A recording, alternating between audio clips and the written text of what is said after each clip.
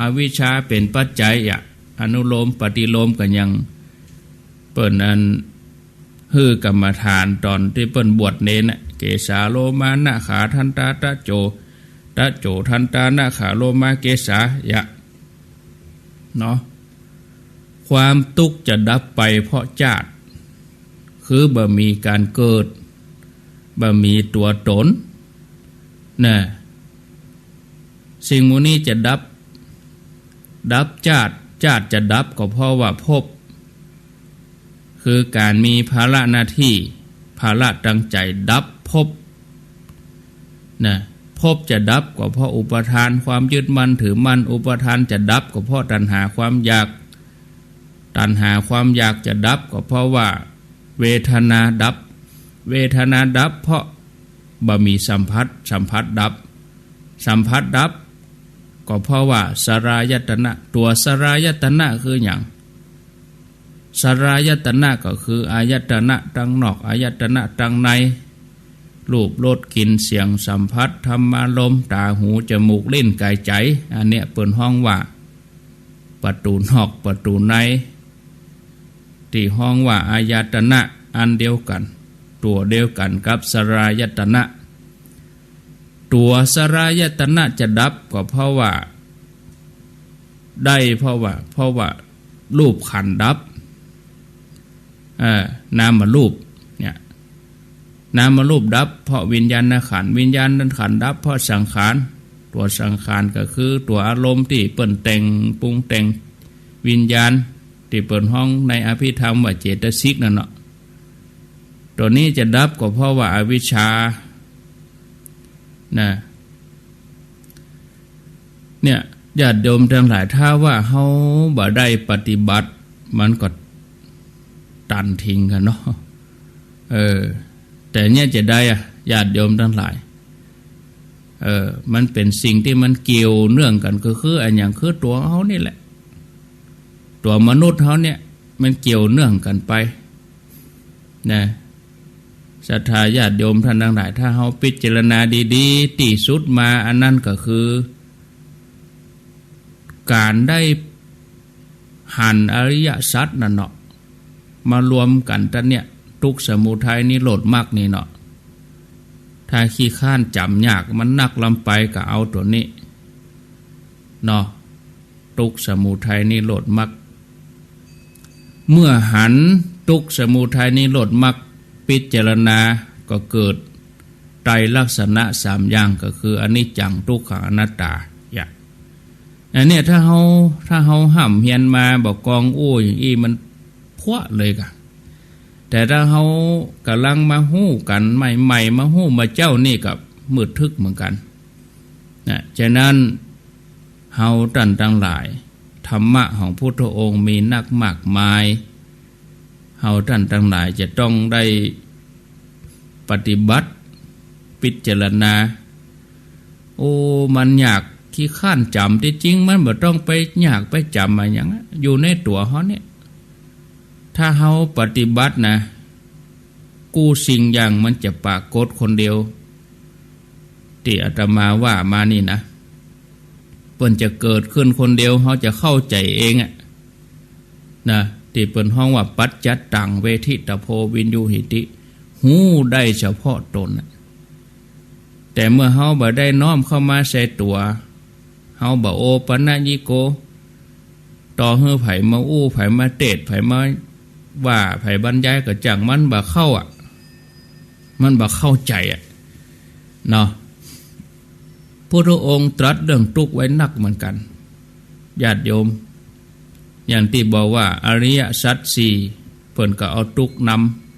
ำที่เฮาสวดกันเมื่อเจ้าก็มีการสาธยายถึงเรื่องความทุกข์ค่อนข้างไว้นักอันนี้บ่ได้หมายความว่า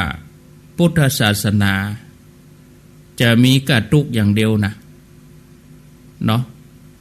การที่พุทธศาสนาพุทธองค์ตรัสรู้เรื่องทุกข์คืออริยสัจสี่เอาทุกข์ขึ้นมาก็เพื่อรู้จักทุกข์ตามความเป็นจริงเนาะจะได้เกี่ยวข้องกับทุกข์อย่างถูกต้องจะยังคือมีชีวิต เกิดความผาสุกในทางพุทธศาสนาพระองค์ได้ตรัสว่าเฮาเกี่ยวข้องกับทุกข์สุขคือถูกต้องข้อหนึ่งก็คือบ่ไปเอาความทุกข์มาซ้ำเติมทับถมตัวเก่าเนาะยกตัวอย่างถ้ามีเงินก็บ่ควรจะอยู่อย่างลำบากหรือว่าตรณีทีเหนียวพระองค์บ่สรรเสริญคนที่เป็นเศรษฐีแต่กินข้าวปลายฮักใส่เสื้อผ้าเก่าๆอยู่อย่างละกำลำบากอย่างนี้เปิ่นฮ้องว่าเป็นการเอาความทุกข์มาทับถมตัวเองเมื่อมีเงินก็ควรจะเลี้ยงดูตัวเองเลี้ยงดูครอบครัวดูแลพ่อแม่ดูแลลูกเต้าหลานเหลนเกื้อกูลสังคมผู้อื่นโดยอันนี้เปิ่นฮ้องว่าเฉลี่ยความสุขความสุขที่ว่าจะหมายถึงกามสุขก็ได้เนาะตัวกามสุขก็คือสุขจากการได้เสพสิ่งที่น่าพอใจบอกว่าตั้งตาตั้งหูตั้งหูดังตั้งลิ้นตั้งกายอันนี้เปิ่นฮ้องว่ากามสุขจะฮ้องว่าสุขจากสิ่งที่เสพสิ่งที่กินสิ่งที่บริโภคก็ว่าสุขจากวัตถุอีกก็ได้ในทางพระพุทธศาสนาก็บ่ได้ปฏิเสธกามสุขแต่ว่าจะต้องเป็นสุขที่ได้มาโดยชอบธรรมความสุขที่ว่าชอบธรรมคือความสุขบ่ได้ไปคดไปโกงไปเอาเปรียบไผเมื่อได้มาแล้วก็ใจให้เป็นประโยชน์แต่ถ้ามีเก็บไว้บ่ใจเลยอันนี้ก็บ่ถูกต้องแต่เมื่อมีใจแล้วก็จะต้องระวังจะไปยึดติดกับกามสุขเพราะกามสุขนี่มันผสมโตดเข้าไปด้วยมันเจือไปด้วยความโตดความทุกข์มันเหมือนกับคบเพลิงเนาะตีแปลงด้วยหญ้าแห้งมันเฮือสว่างก็จริงแต่ก็มีควันนักเนาะหญ้าฮือบางทีก็แกนควันเนาะถ้าเฮาไปเกี่ยวข้องกับมันบ่จ้างมันก็จะมาทำร้ายเฮาในทางพระพุทธศาสนาเปิ้นได้อู้ถึงคนที่ติดกามสุขว่าเปรียบเหมือนกวางที่ติดใจในท้องทุ่งหญ้าที่เขียวขจีกินหญ้าอย่างเพลิดเพลินจนกระทั่งโดนนายพรานแอบซุ่มอยู่เอาธนูยิงความเพลิดเพลินในกามสุขก็ทำให้ประมาทเมื่อประมาทก็บ่หันอันตรายที่จะเกิดขึ้นกับตัวเก่าเนาะแต่ถ้าบ่ยึดติดกามสุขบ่หลงไหลเพลิดเพลินมันก็แย่อย่างเฮาบ่ได้ฉะนั้นท่านผู้ฟังญาติโยมทั้งหลายกามสุขบ่ใช่สิ่งที่พุทธศาสนาปฏิเสธหมดพระพุทธองค์เองก็ได้รับความสุขชนิดนี้มาพอสมควรก็คือมีคนเอาอันอย่างมาถวายปรนเปรอเต็มที่เนาะตอนที่เป็นเจ้าชายสิทธัตถะตอนที่เปิ้นเป็นคฤหัสถ์อยู่ปราสาท3 ฤดูแต่ก็หนีสุขนั่นนะหนีสุขแล้วก็เข้าหาทุกข์ทีนี้เมื่อพระองค์ได้ตรัสรู้เป็นพระพุทธเจ้าแล้วก็มีคนเอาอาหารมาถวายเอาจีวรประณีตแปลงวัดสะดวกสบายเสนาสนะบอกว่าจะเป็นวัดพระเจวตวันวัดบุพารามวัดเวฬุวันมีโยมแปลงถวายอันนี้ก็จัดว่าเป็นกามสุขแต่ว่าพระองค์บ่ใช่จะยึดติดนะพระองค์เคยตรัสว่า ถ้าเปรียบเทียบกับพระสาวกหลายๆองค์หลายๆท่านพุทธองค์อยู่สุขสบายกว่านักมีสาวกบางท่านอยู่ด้วยจีวรที่ได้มาจากผ้าบางสุกุลคือผ้าห่อศพบางสุกุลคือผ้าคุกฝุ่นผ้าห่อศพบางท่านก็ฉันแต่อาหารที่ได้จากบิณฑบาตอย่างเดียวเพราะเปิ้นถือธุดงควัตรเคร่งครัดแต่พระองค์บ่ได้มีวัดอย่างนั้นบางครั้งก็ฉันอาหารที่ประณีตโยมมาถวายครองจีวรที่ทำด้วยผ้าเนื้อดีถ้าว่าเฮามาพอกันที่ความเข่งครัดแล้วมีสาวกหลายท่านที่เข่งครัดนะอย่างพระมหากัสสปะเนี่ยเปิ้นถือธุดงค์หรอกเข่งกว่าพุทธเจ้าก่อนนะแต่สาเหตุที่พุทธองค์ทรงให้ความเคารพจากสาวกทั้งหลายก็เพราะว่าพระองค์บรรลุคุณวิเศษมีปัญญาหู้แจ้งในอริยสัจสี่แล้วก็สามารถสอนผู้อื่นให้เข้าถึงความพ้นทุกข์ได้วันก่อนมีโยมถามว่าผ้าบางสุกุลนี่เป็นอย่างใดท่านพระครูท่านอาจารย์ผ้าบางสุกุลนี่เดิมแต่เปิ้นก็เป็นผ้าห่อศพนี่นะผ้าคุกฝุ่นนี่บางสุกุลสมัยตะก้อนเปิ้นเอาปันศพก่อนจะเอาศพเผาปกติผ้านั่นก็เอาไปก้องไปปาดเต็มหมู่ต้นไม้อินเดียนี่เผาศพหมกเหิมกันยูลงแม่น้ำคงคาผ้านี่ก็มาติดเลือดติดยางพระส่งไปหันพระองค์ก็เอาอนุญาตให้เอาบางสกุลมาใจของไผ่แล้วก็เอาคือเปิ้นทิ้งขว้างแล้วถ้าเขาจะพอเลิกกว่านั้นก็คือการบริหารเรื่องทรัพยากรสิ่งแวดล้อมเนาะอินเดียนี่มันคนมันนักอย่างถ้าว่าผ้านั้นบ่มีไผเอาไปจัดการก็จะเหี่ยเบอจะเกิดโรคภัยไข้เจ็บจะเกิดโรคติดต่ออันหยังก็ไปฮู้เนาะมันก่อโง่ก่อโง่นอยู่หั่นกะอันนี้อาตมาว่าโอ้เป็นการจัดการเรื่องสิ่งแวดล้อมโดยชาญฉลาดมองการไกลมากมายของพุทธองค์เขานี่เนาะเอาผ้าบางสกุลมาเอามาเย็บมาตัดเอามาแปลงจีวรนี่ศรัทธาญาติโยมท่านทั้งหลายทีนี้ก็ถ้าสมมติว่าจะฮื้อโยมเอามาตานเหี่ยมดเนาะมันก็จะไปแปะจะได้พระสงฆ์ก็นักขึ้นเนี่ยก็เลยเนี่ยใจหลักการนี้บริหารเรื่องทรัพยากรเรื่องสิ่งแวดล้อมได้ดีที่สุดเป็นการพอการไกลของพุทธเจ้านั่นนี่แต่สมัยบัดเดียวก็เอาเป็นมติพระบางสกุลก็เอาผู้สายยงปาดล่องเหียแล้วก็เอาผ้านั้นมาปาดที่จริงต้องปาดกับศพปุ่นแต่บัดเดียวนี่มันศพมันสปะเนาะอาจจะเป็นกลิ่นยาที่เป็นฉีดฟอร์มาลินอย่างหมดเนี่ยมันทำอันตรายก็เลยเอาไว้ห่างเห็นหน่อยเป็นมติผ้าบางสุกุลก็ไม่ใช่ว่าจะใส่ได้นะบาง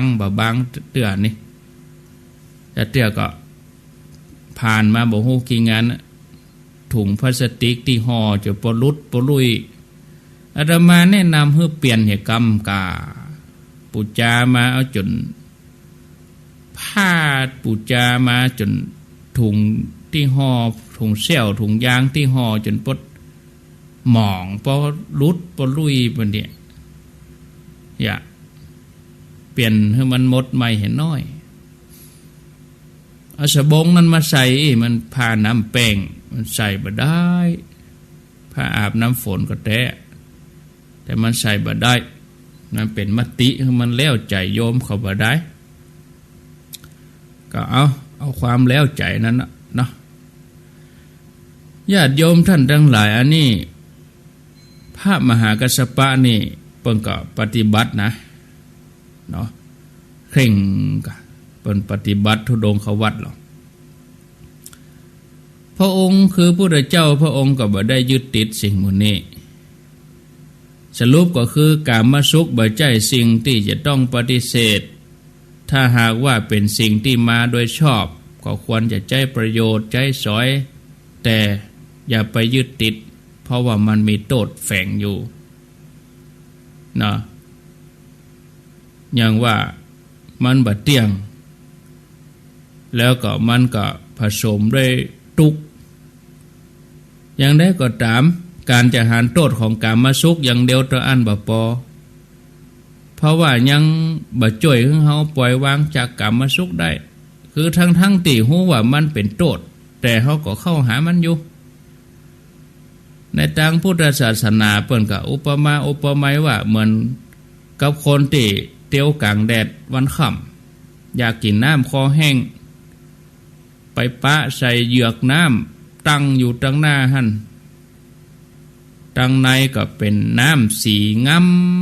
รสก็ดีแต่มีคนเตือนว่าน้ำนั่นมีพิษเน้อกินแล้วตายแต่คนที่คอแห้งหิวน้ำอยู่บ่ฟังเนาะขอดื่มดับกระหายก่อนตายจังมันเพราะความกระหายมันเป็นความทุกข์เฉพาะหน้าที่จะต้องดับให้ได้เพราะความกระหายอันยังเกิดขึ้นโดยมาอันนั้นก็เป็นแห่งเรื่องหนึ่งคนเฮาจะแก้ปัญหาเฉพาะหน้าอย่างอี้โดยที่บ่สนใจผลที่จะโดยมา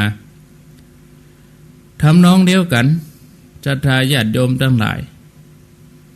ถึงแม้จะฮู้ว่ากามสุขเป็นโทษแต่ความฮู้อย่างเดียวบ่ได้ยะให้เฮาห่างไกลจากมันได้ตราบใดที่เฮายังโหยหาความสุขอยู่เฮาจะเหินห่างจากมันก็ต่อเมื่อมีความสุขอย่างอื่นเข้ามาแทนมันย้ายที่มันเปลี่ยนทายมันย้ายสถานการณ์มันย้ายสถานที่ย้ายเวลามันย้ายจุดมันบ่ได้นะความสุขอันนี้ได้แก่ความสุขที่มันปลอดโปร่งโล่งสบายมันบ่มีกามสุขมาเจือปนเปิ้นห้องว่าเนกขมสุขนะทีแรกเฮาก็ต้องว่างเว้นจากกามก่อนนะเปิ้นถึงฮือว่าบ่ว่าจะเป็นศีลข้อ3บ่ว่าจะเป็นศีลข้ออันอื่นใดข้อพรหมจริยากาเมหรือแม้กระทั่งเฮาถือศีล8ศีลหยังเฮาเว้นนะเสพสิ่งที่มันเป็นอบายมุขคือน้อยลงไปใหม่ๆก็ฮู้ซะว่าเฮาเคยกินเคยใจเฮาเคยเสพมันขาดอันหยังไปสักอย่างชีวิตขาดรสชาติแต่เมื่อเฮาพิจารณาไปให้ดีเฮาจะรู้สึกว่าปลอดโปร่งโล่งสบายชีวิตที่เฮาบอกว่ามันมีรสชาติมันเป็นชีวิตที่ยุ่งยากไปเหียนะเนาะถึงเวลาก็จะต้องมาสังสรรค์กินกันจะต้องไปเข้าสังคมบ่กินก็บ่ได้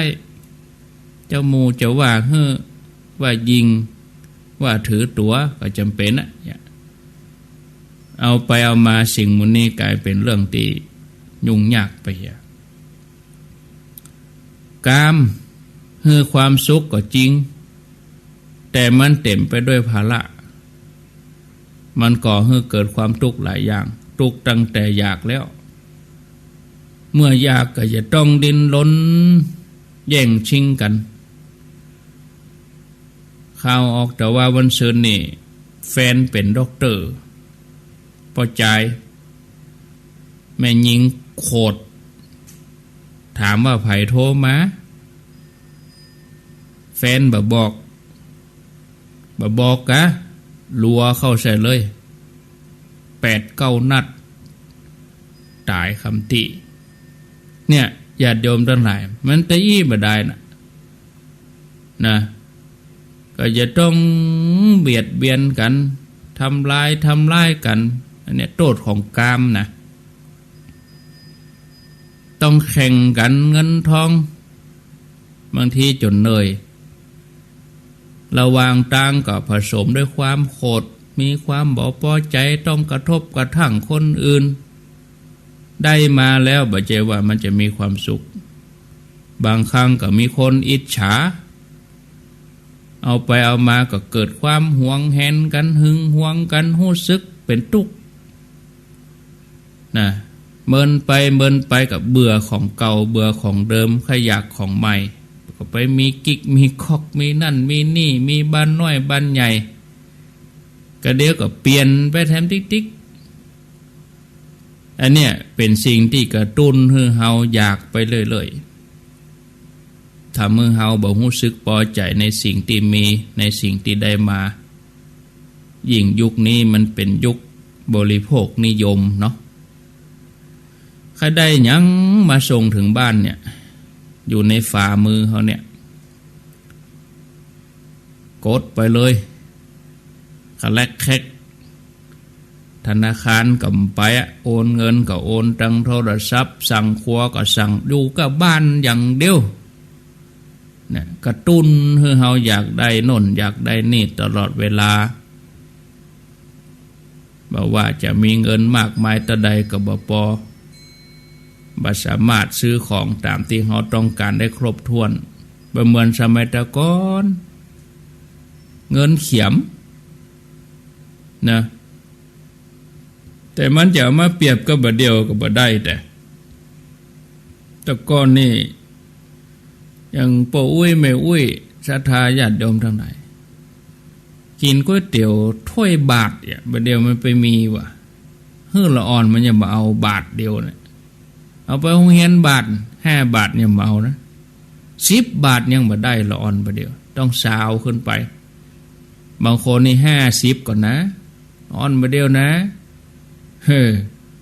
บ่ได้นี่เงินค่อยมีความหมายนะเพราะว่าบ่ฮู้จะเอาไปแย่หยังเนาะสมเด็จกรมพระยาดำรงราชานุภาพเปิ้นได้เขียนไว้ในหนังสือหลาย10 ปีหลาย100 ปีก่อนว่าเปิ้นเคยไปหมู่บ้านแห่งหนึ่งที่ภาคอีสานจังหวัดขอนแก่นพุ่นเนาะตอนนั้นนี่เปิ้นเป็นเสนาบดีของกระทรวงมหาดไทยถ้าเป็นประเดียวก็คือรัฐมนตรีกระทรวงมหาดไทยสมเด็จกรมพระยาดำรงราชานุภาพนี่นะอันนี้ก็เปิ้นก็ไปปะเจ้าบ้านตีเปิ้นผลิตอันอย่างคนเดียวกูอย่างอีกอะบ่แจ้ก็ปลูกข้าวต่ออันนะพืชผักสวนครัวต่างๆฝ้ายก็ดีปลูกมาปั่นเตี่ยมาเป็นเสื้อเป็นผ้าเลี้ยงไหมปลูกมอนเลี้ยงไหมเจ้าบ้านก็เลยบ่จำเป็นจะต้องซื้ออันอย่างเฮามาเกิดถึงบัดเดียวนี่เฮาจะกินข้าวขาบหนึ่งอีนะเอาง่ายๆอย่างศรัทธาเฮามาเจ้านี่ในเวียงเนาะแต่บางคนก็อาจจะมีบางคนอาจจะบ่มีสมมติว่าเฮาจะ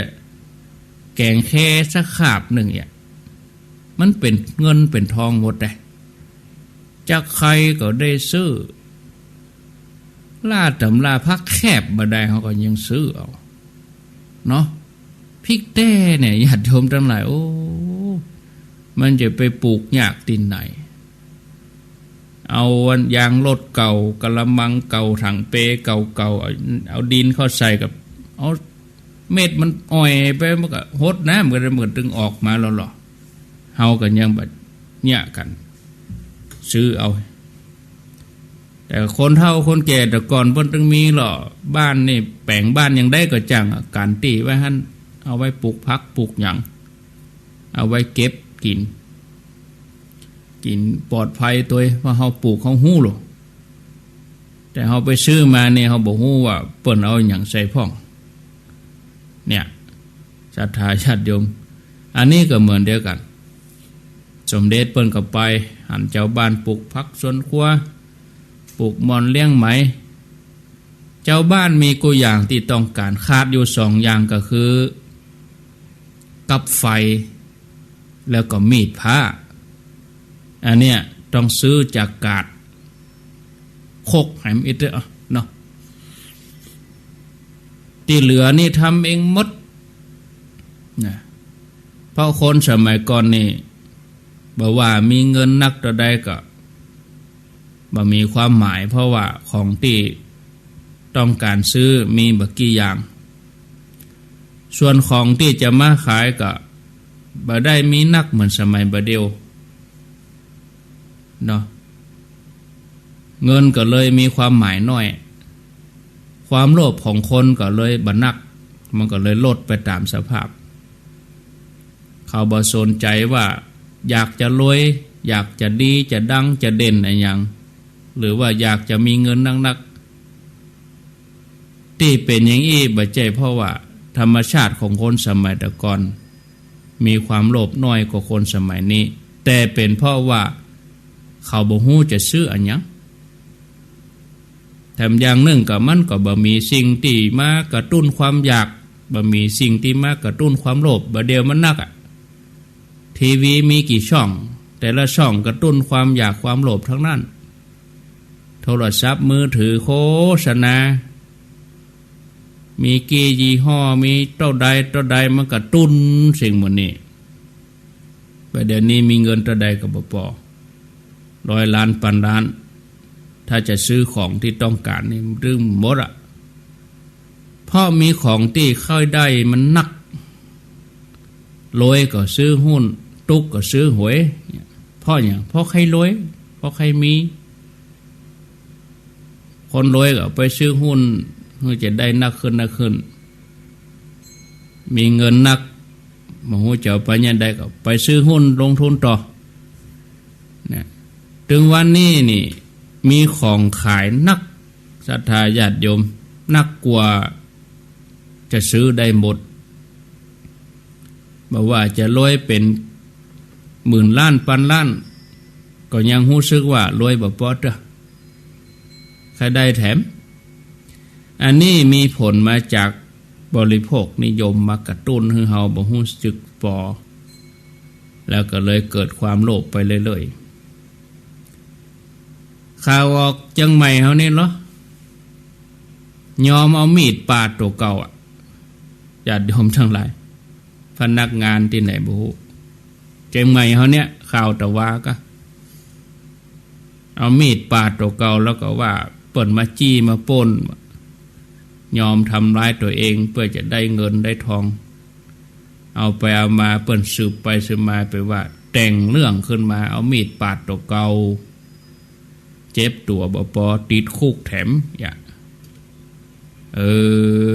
เนาะสปะคนเฮานี่ก็อันเนี้ยศรัทธาญาติโยมทั้งหลายเพราะบริโภคนิยมเกิดความโลภไปเรื่อยๆแม้ว่าจะได้มาสมอยากแล้วบอกก็ย่ำพอใจเตื้อเพราะผ่านไปสักกรรมกับของรุ่นใหม่มาหามะของเฮาตกรุ่นไปหามะ โอ้รุ่นใหม่จะออกเดือนหน้านี่อันนั้นยังบ่ทันเก่าเด้อขายซื้อรุ่นใหม่อันเปิ้นจะว่าตกยุคตกสมัยภาษารุ่นใหม่ภาษาวัยรุ่นว่าเทรนด์ใหม่มายี่ห้อใหม่มาบ่ต้องไปนับเอาของกินของใจเอาในร่างกายเฮาเนี่ยแม้กระทั่งร่างกายเฮาเนี่ยผิวพรรณ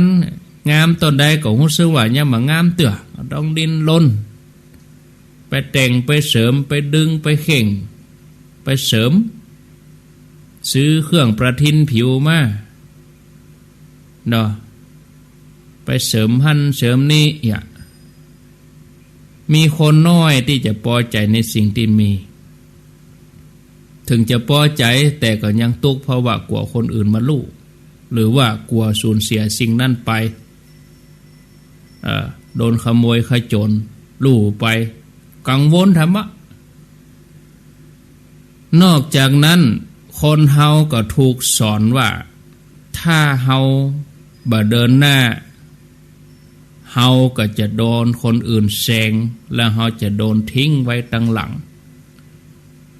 เฮามีกิจการงานหน้าที่เฮามีกิจการธุรกิจก็จะต้องขยายธุรกิจถ้ามาอันธุรกิจของเฮาก็จะโดนลืมกลืนไปอยู่บ่ได้นี่บ่ได้ถ้าว่าอู้ถึงเรื่องธุรกิจมันต้องลูกค้าต้องมีอันยังขึ้นมาจูงใจมีอันยังพิเศษนะขยายกิจการ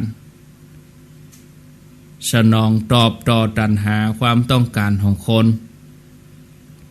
ที่เปิ้นฮ้องว่ามันตรงจุดนี่แหละเนาะศรัทธาญาติโยมที่เฮาอาจจะเกิดว่าแต่อีพอแล้วอีนะแต่ระบบมันย่าให้เฮารู้สึกว่าต้องขยายต้องดินล้นก็มาอันจะกลายเป็นป่าน้อยที่โดนป่าใหญ่กินอันนี้คือวิธีของบริโภคนิยม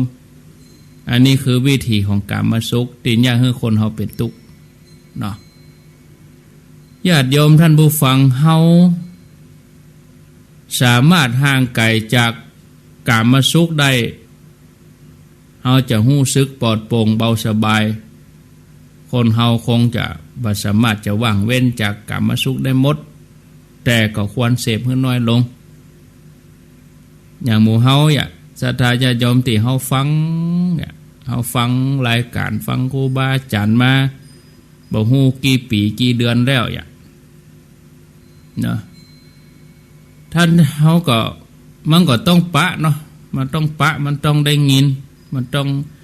อันนี้อายตนะอีกตาหูจมูกลิ้นกายใจมันเนี่ยความสะดวกสบายก็บ่ใช่ว่ามันจะมีนักโอ้ง่ายๆก็คือชีวิตที่เรียบง่ายคนที่ติดกามสุขเมื่อเข้ามาประพฤติปฏิบัติบางทีเปิ่นมีปฏิบัติ3 วัน7 วันเนี่ยเขาเคยติดสุขมานี่บ่ม่วนนอนก็บ่ม่วนเนี่ยอาตมาหรือครูบาอาจารย์ทั้งหลายที่จังปาญาติโยมเขาไปหั่นไปนี่เขานอนบ้านโหเย็นสบายมานอนตากยุงมานอนนี่พัดลมก็บ่มีตินอนก็บ่อย่างอีนี่คือติดสุขละเขาเปลี่ยนตีใหม่ๆเขาจะรู้สึกเป็นทุกข์ทันทีนะเพราะว่าบ่ได้เสพในสิ่งที่ตัวเองชอบทีวีก็บ่ได้พอของกินเขาก็บ่ได้กินที่เขาชอบก็บ่ได้กินแต่เมื่อเขาลองอยู่ไปสักพักหนึ่งเขาเริ่มรู้สึกว่าชีวิตของเขาเนี่ยมันก็ดีเนาะเรียบง่ายบ่วุ่นวายมีเวลาเหลือนักขึ้นแต่ก่อนนี้เวลาบ่ค่อยมีคนที่อยู่ในโลกแห่งกามสุขนี่นะรู้สึกว่าเวลามีน้อยบ่ใช่เพราะเสียเวลาไปกับการแข่งไล่ล่าหาสิ่งเสพติดต่างๆคือได้มาที่สุดต่ออันนะยังหมดเวลากับการไปเสพสิ่งที่บริโภคเอาง่ายอย่างเขาไปนั่งฟังพระเปิ้นเทศน์บอกว่างานศพบอกว่างานธรรมะสัญจรงานอย่างก็จังอาตมาสังเกตเวลาไปเทศน์เหมือนจะไปเทศน์บ่ได้นะพอญาติโยมด้วยนะตั้งหน้าโมก็ตั้งใจฟังดีโยกบาลีขึ้นมาก็ตั้งใจฟังเลย10 นาทีไปแล้วจกโทรศัพท์มาเล่นละแสดงว่าเฮาหมดเวลากับการเสพหมู่นี้นักเกินเนาะบางทีเปิ้นอุตส่าห์นิมนต์พระที่อื่นที่ไกลมาเพื่อก็ให้เฮาได้ฟังธรรมะเอาเวลานั้นไปเล่นโทรศัพท์เสียไปแล้ว40 นาที50 นาทียังบ่ตั้งใจฟังดีๆญาติโยมอันยังจะมาสำคัญในเวลานั้นบางทีก็จกออกมามันต้องรุ่นใหม่กะของเฮามันเหนือกว่าเขาโลอันเนี้ยมัน iPhone 10ก่อนนะ30,000 ปลายบางทีบ่ใช่มีหยังจกออกมาก็เพื่อเอาโชว์เอาอวดเปิ้นนั่นน่ะมันไอ้หยังปะล่ำปะเลือมันก็ แต่คนที่เพิ่นมีมันก็มีนะแต่ อาตมาว่าโอ้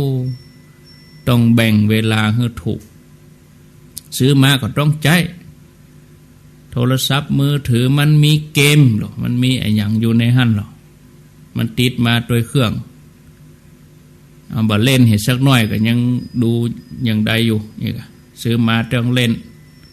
โปรแกรมอะไรอย่างต่างๆมันมีในหั่นหมดแต่ก่อนนี้เขาคอมพิวเตอร์กับส่วนคอมพิวเตอร์หรอก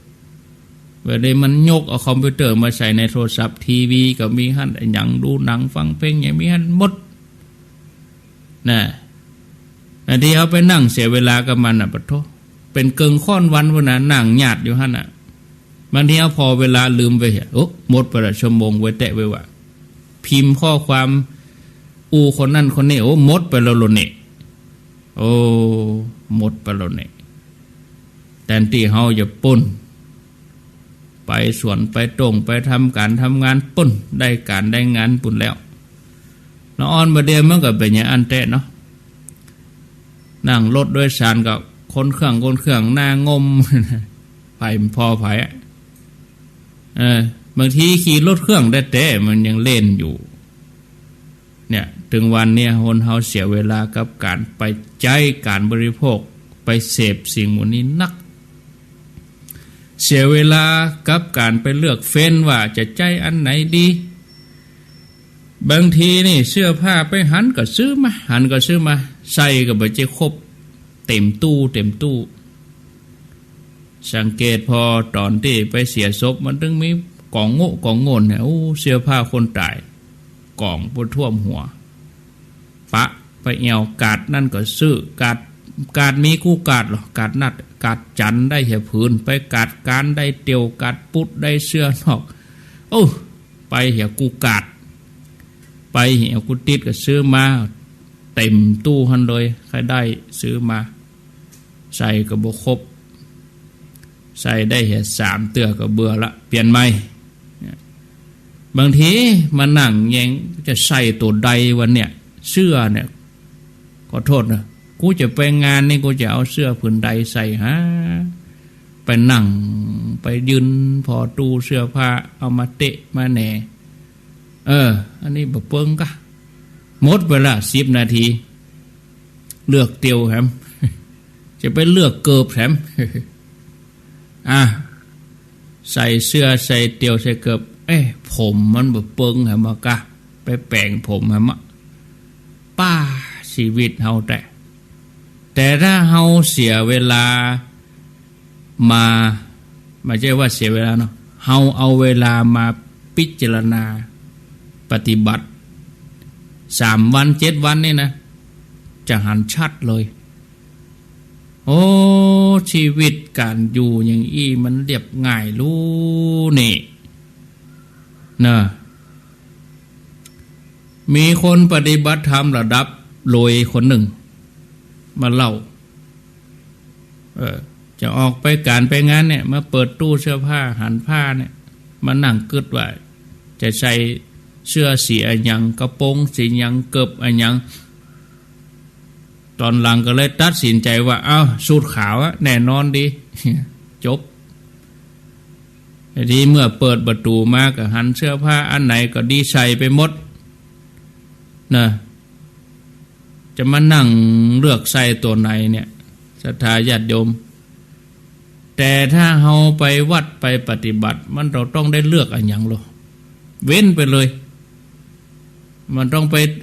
แต่งไปย่องอย่างแล้วมาลาคันทะวิเลปณะรับ8ไปเลย8 ข้อไปเลยมันต้องยุ่งยากไปเลยมันต้องไปใจเครื่องประทินผิวมันต้องไปเขียนกิ้วตาติบอย่างแล้วป้าชีวิตเฮาอย่ามาสบายอย่างนี้แต่นอสบายแต่นอไปยัดไปจัดนักลูนี่ชีวิตเฮานี่ แต่ถ้าเฮาอยู่ทางบ้านเนาะพ่อแม่ศรัทธาจะต้องเท่าใดมันก็ถึงมาปอนะมันถึงมาปอนะศรัทธาญาติโยมท่านทั้งหลายนะเฮาเสียเวลากับสิ่งที่เฮาเสพเฮาบริโภคนักนอกจากเสียเวลากับการเสาะการหาการครอบครองแล้วก็เสียเวลากับการบริโภคมีอย่างที่จะต้องได้เนี่ยได้ท นะเนี่ยก็บางทีจัดของเพื่อเป็นระเบียบก็อิดแล้วเนาะบางทีก็บ่มีที่ใส่โอ้มีที่ใส่ซื้อตู้มาบ่มีจานวางซื้อมากลายเป็นความทุกข์ของโง่ของงนแต่ที่เขาเข้าบ้านมาให้ปะบ้านโล่งๆโอ้บ้านเฮาอย่ามาเป่งมันโล่งดีจะเพี้ยวก็เอานั่นก็ดีเก็บจะขว้างก็เสียได้เลยเอามากองไว้นี่ฮะแต่ที่จะที่อยู่เขาลงโอ้พอไปตรงใดก็เป่งหูเป่งตามันเป็นอย่างอันไปอย่างนะทีนี้บอกกองเขาห่างจากกรรมสุขชีวิตวุ่นวายน้อยลงนิ่งนักขึ้นหูสึกโปร่งเบาเขาจะหูสึกเลยว่ามันเป็นความสุขที่เย็นสบายกว่าชีวิตที่เขาหมกมุ่นอยู่ในกรรมสุขเนาะญาติโยมทั้งหลายความสุขที่มันฮ้อนที่จริงมันความสบายนักกว่านะสบายแต่มันวุ่นวายนะแต่เมื่อเฮาห่างไกลจากกรรมสุขเกี่ยวข้องกับมันน้อยลงมามีชีวิตเรียบง่ายสัมผัสชีวิตในเรื่องของการปฏิบัติเฮาจะรู้ว่าใจของเฮาก็เยือกเย็นขึ้นอันนี้เปิ้นฮ้องว่าเนกขัมมสุขถ้าเฮาเกยกับชีวิตอย่างนี้นักขึ้นจนเฮาพอใจกับความสุขที่เรียบง่ายใจของเฮาบ่โหยหากรรมบัทวินหาความสะดวกสบายกรรมสุขก็จะได้สุขหำอย่างหนึ่งเปิดห้องว่าสุขจากความสงัดจากกรรมปวิเวกสุขก็คล้ายๆกับเนกขัมมสุขแล้วนะแต่เนกขัมมสุขนี่หมายถึงสุขอันที่เนื่องจากชีวิตที่บ่วุ่นวายไปกับการแสวงหาวุ่นวายไปกับสิ่งที่จะมาบริโภคแต่ว่าใจยังหวยหาอยู่โอ้ง่ายยังถือศีล8นี่นะแต่ก็ยังนึกถึงเขาแรงอยู่เนี่ยถือศีล8เขาก็ยังใครใส่ลิบอยู่ใครใส่กิ้วอยู่อย่างพระพยอมว่าวันก่อนนั้นเปิดฟังอาตมาฟังก่อนนึกไปตัวพระพยอมว่าเขียนสละอิอยู่บนตาบ่ได้เนี่ยเสี่ยงไป20,000ข้างละ10,000ว่ะสละอินี่นะเขียนถาวรนะ ไปแยงแว่นบ่พอใจเอาออกเสี่ยงข้างแหม5,000 สละอิกิ้วแล้วนะบ่มีกิ้วกับแป้ง ไปเขียนมาว่ะพระพยอมเปิ้นจ้างอู้เนาะสละอิบนตาบ่ได้ข้างละ10,000เสี่ยงไป20,000ถาวร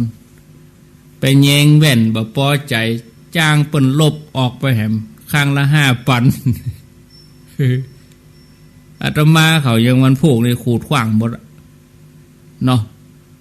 ขว้างหมดคิ้วก็บ่มีผมก็บ่มีอยู่ก่อนมาบ่ฮู้กี่ปีแล้วนี่รู้เจ้าเขาเนี่ยแต่ยังโยมเขานี่มันบ่ได้แต่วันใดออกบ้านได้แยงแว่นนี่บ่แล้วใจอาตมาเขานี่ไปย่ามให้แกนย่ามก็ลอกแขนกิ๊กผ้าเปิดอะ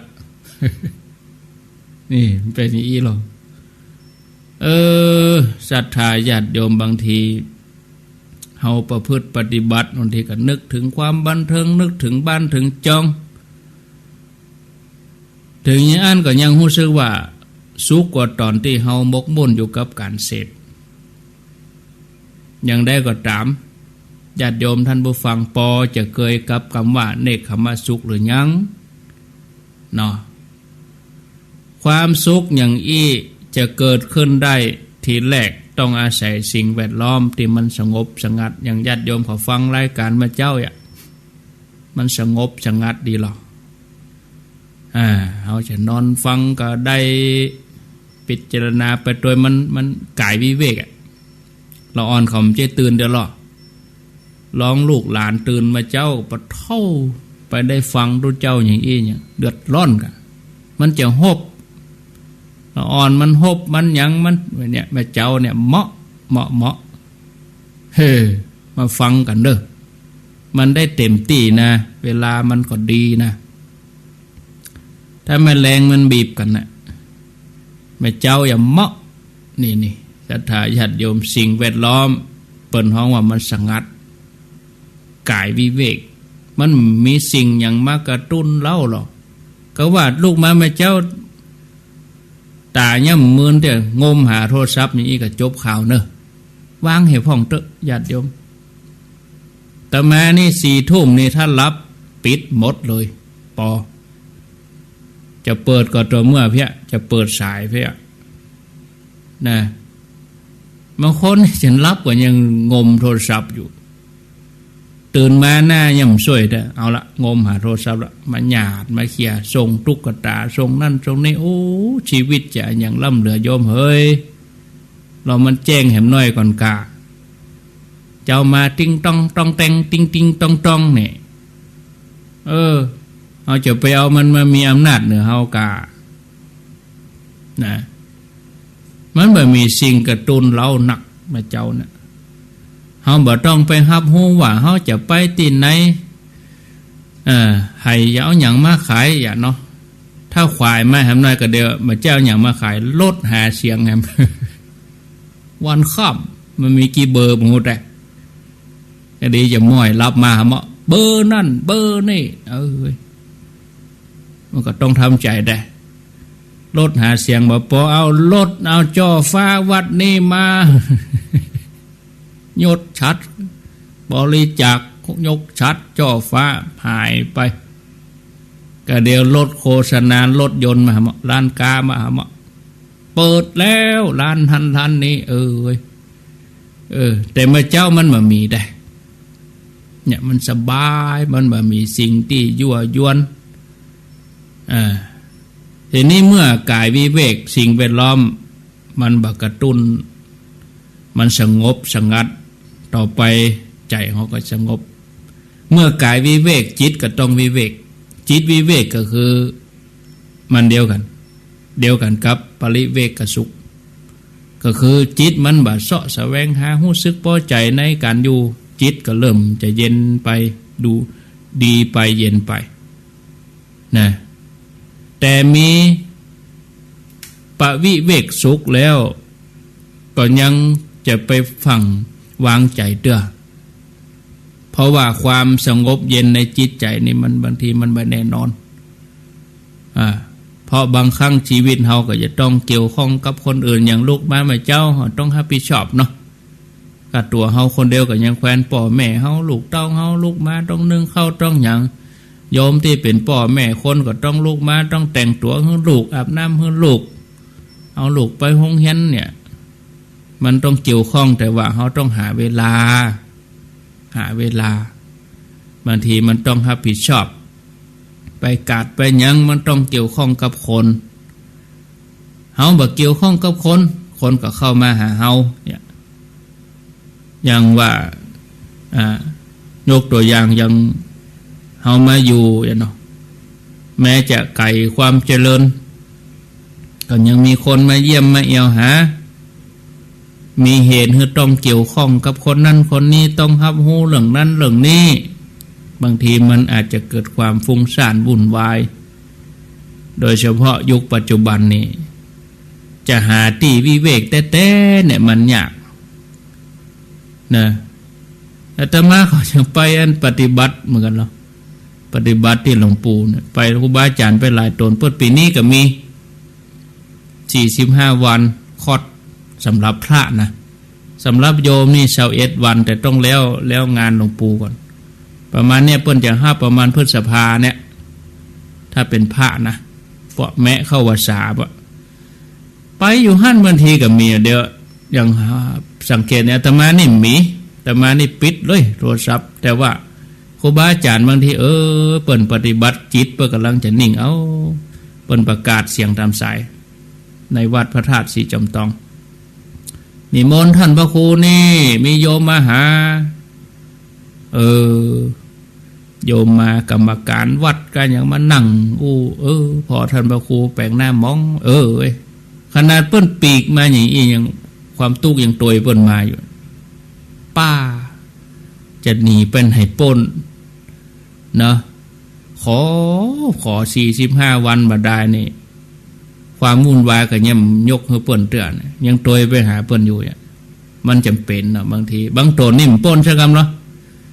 ไปปฏิบัติ7 วันจะไปได้ออกจากหันมาเหียไปแก้ปัญหาที่วัดพ่องยังพ่องยะแต่นี่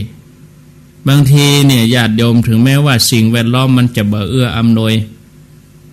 มีสิ่งกระตุ้นมีสิ่งยั่วยุจิตก็ยังสงบเนาะข้างนอกวุ่นวายข้างในสงบคือใจเฮาสงบมันบ่ถูกรบกวนด้วยโลภะโทสะราคะทั้งหลายบ่ถูกรบกวนด้วยปฏิฆะเฮาจะต้องอาศัยสติสมาธิปัญญาเพื่อให้สิ่งหมู่นี้เข้ามากระทบของเฮาแล้วเฮาก็พิจารณากระทบทั้งตาทั้งหูทั้งลิ้นกายใจจมูกดังปากนี่มีเนี่ยมันกระเทือนบ่ฮื้อมันกระเทือนใจเฮานะมันกระทบก็ฮื้อมันกระทบหมอกอายตนะนี่ปอตาหูจมูกลิ้นกายปอมันส่งเข้าบ่ถึงใจเหมือนฝนตกลงมาแต่เฮาอยู่บ้านเฮาอยู่ในหลังคาว่าฝนตกก็ตกแต่ว่าเฮาบ่เปียกเวลามีอย่างมากระทบตาหูจมูกลิ้นกายถ้าเฮามีสติเฮาพิจารณามันก็บ่ทำให้ใจเฮากระเพื่อมมันจะมันจะฟูหรือว่ามันจะแฟบมันจะปรุงกิเลสขึ้นมาแหมมันจะเกิดความขุ่นเคืองใจเกิดขึ้นมาอย่างใดพอมันนะถึงนี้เฮาก็หูตันเฮาหูตันเฮาก็บ่ปล่อยมันลุกลามทำให้เกิดความสงบเย็นท่ามกลางความวุ่นวายสุขแบบนี้เปิ้นฮ้องว่าอุปสมสุขคือสุขสงัดจากกิเลสสงัดจากกิเลสบ่ได้หมายความว่ากิเลสบ่มีนะมีแต่มันบ่รบกวนเฮาหูตันบ่รบกวนก็เพราะว่าเฮาหูตันบ่ได้ปล่อยให้มันลุกลามมันเกิดมาพอมันเฮามีหน้าที่พอมันเกิดมาก็ฮู้จักปล่อยฮู้จักวางมันเกิดขึ้นมาก็หันเฮาหันมันแต่เฮาไม่ไปเป็นมันมีแต่การหันบ่เข้าไปเป็นมันเนี่ยศรัทธาญาติโยมท่านทั้งหลายอู้ไปก็ม่วนไปบัดเดี๋ยวนี้4:13 นาที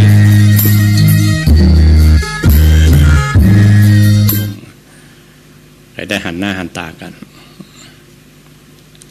คลื่นวิทยุของ96นี่แต่ตัวที่แพ่งๆนั่นนะตัวที่น้อยเดียวน่ะเป็นเงื่อนไขหรือเป็นเหตุให้ทำบุญครั้งที่ยิ่งใหญ่ที่สุดมีครั้งเดียวเท่านั้นในพระพุทธศาสนาเนี่ยบุญนั้นชื่อบุญอะไรอย่างนี้เนาะต้นเหตุมาจากไหนมาจากอนาถบิณฑิกะเศรษฐีได้คิว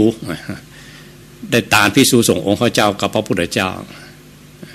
คือการจะได้ตานมหาสังฆทานมีตนละหันตาเจ้าอสิติมหาสาวกมีผู้ใดเจ้าเป็นประธานเนี่ยยากมาก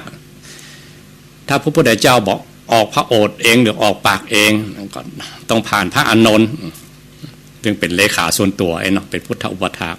งั้นก็ผ่านกองงานเลขาซึ่งมีพระทัพ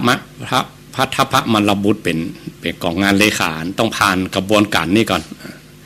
ถึงจะนิมนต์พระอสิติมหาสาวกผู้ใหญ่นิมนต์พระพุทธเจ้าเป็นประธานได้แต่พระพุทธเจ้ามาอนุญาตพระประพานกองงานเลขาหรือประพานพระอานนท์มันจองคิวมาได้คราวนี้ท่านอนาถบิณฑิกะได้คิวมานี่ภิกษุสงฆ์องค์ข้าเจ้ามา500 ตนพร้อมพระพุทธเจ้าเป็นประธานโอ้ดีใจสุดๆว่ามีพระพุทธเจ้าเป็นประธานทำบุญใหญ่คณะที่ทำบุญน่ะตั้งโรงครัวก็วุ่นวายเรื่องอาหารการกินท่านอนาถบิณฑิกะก็ไปไหว้สาพระพุทธเจ้านั่งแทบพระบาทพระองค์อู้จากกับพระพุทธเจ้าอ้วนไปอ้วนมาหลานโล่นมาพี่เลี้ยงพ่องคนใจพ่องแม่ของละอ่อนพ่องหลานของเพื่อนนั้นเนาะโล่นมาบัดตันละอ่อนมาถึงก่อน มาถึงปออุ้ยเนาะมาถึงอนาถบิณฑิกะให้ถามกันไปถามมันก็แต่ว่าละอ่อนนี่มันให้ไปอยู่ให้ที่โรงครัวโอ้แม่ครัวไปจ้างย่างใดก็เอาตุ๊กตาเอาแป้งมาทำปั้นเป็นตุ๊กตานี่ลูกอีน้อยเนอะเลี้ยงมันดีๆนะมันอุ้มไปอุ้มมาเล่นตุ๊กตาแป้งเล่นไปได้มาจะทำตุ๊กตาแป้งโตกแตกให้ว่าลูกมันตาย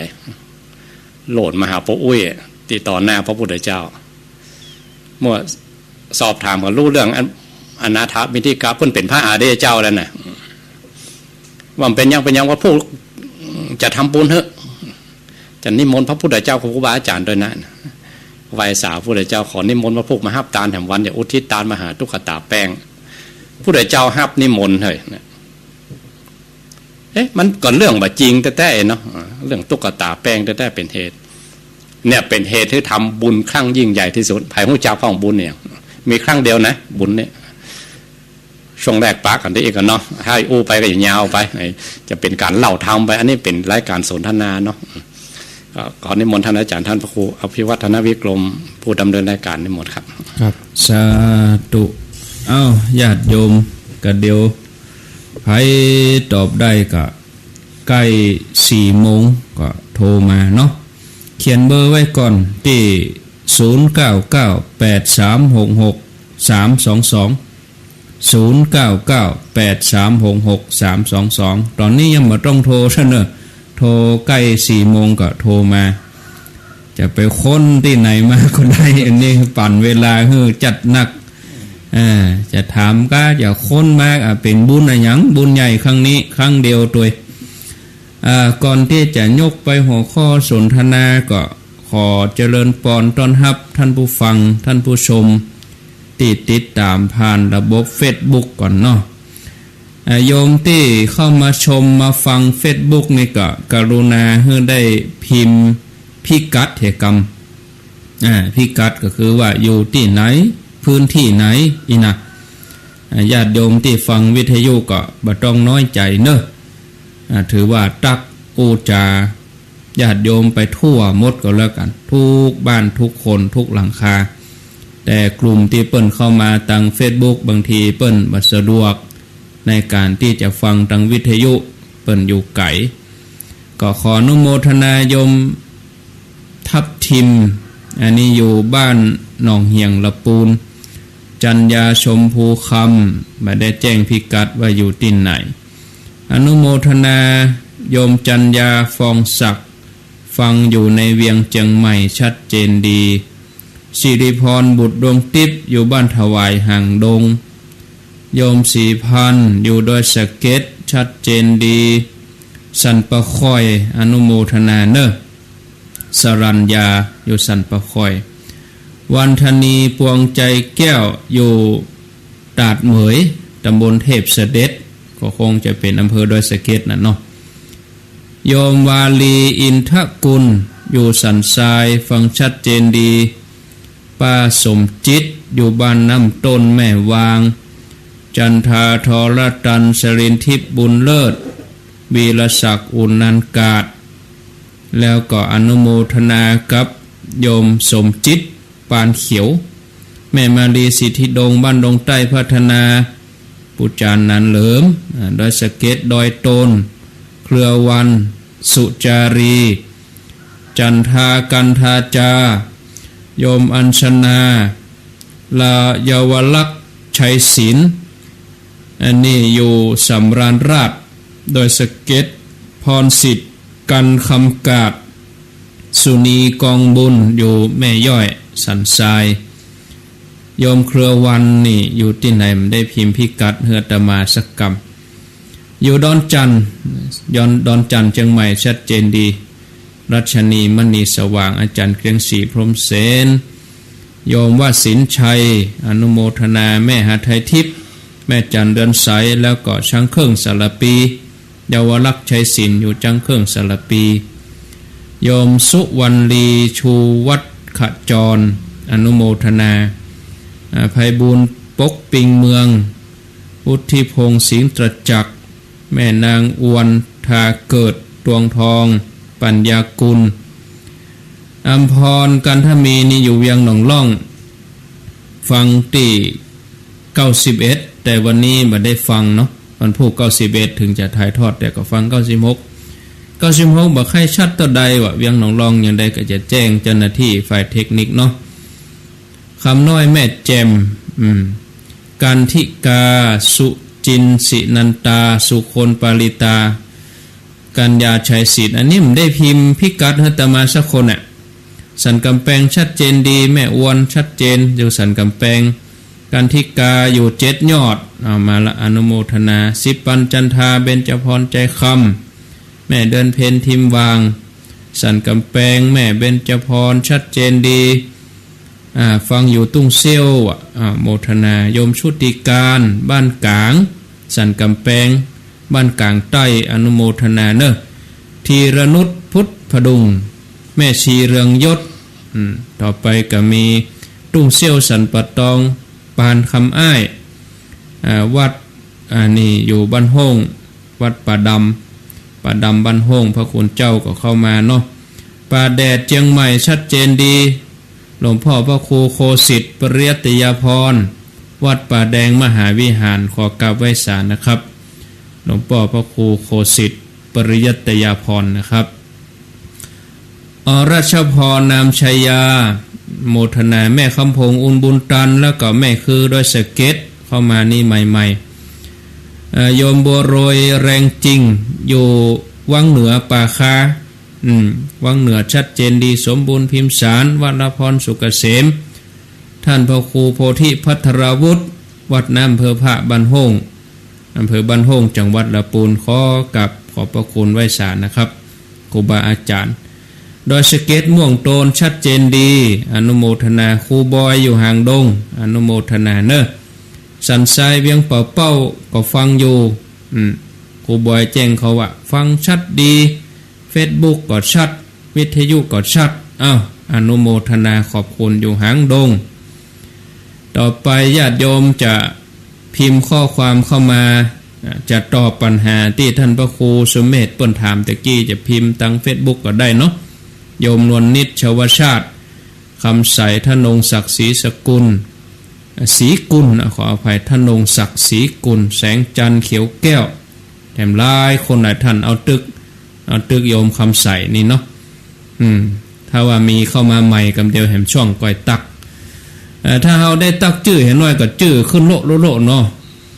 ดั้มได้จื้อนี่ก็หายไปคำคน2คนถ้าจื้อเห็นน้อยเนี่ยเริ่มมีจำนวนเพิ่มขึ้นมาจาก10ปลายมา20ปลายมา30ปลาย40ปลายถ้าบ่ได้ตักจื้อก็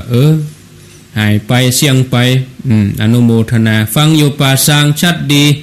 ฟังในรถอนุโมทนากาดสมเพชอยู่เชียงใหม่ชัดเจนดีอนุโมทนายกไปสำหรับเรื่องราวของญาติโยมที่ติดตามชมทาง Facebook ทางวิทยุก็รับฟังที่คลื่น96เฮานี่เนาะก็ขออนุโมทนามีคำถามจากตุลุงอันนี้เอาจู่โจมเลย แต่ก็คงจะเคยได้อู้กันแล้วแต่ว่าตุลุงบัดแน่นใจตุลุงปั่นแม่โป่งบัดแน่นใจว่าอนุสติเนี่ยมันเป็นอนุสติเหมาะสมสำหรับญาติโยมเนี่ยจะใจข้อไหนเมื่อวันพุธที่แล้วผมก็ได้อู้กับท่านพระครูกัลยาณประโมทอู้เพียงแค่หัวข้อว่าอนุสติมี10อย่าง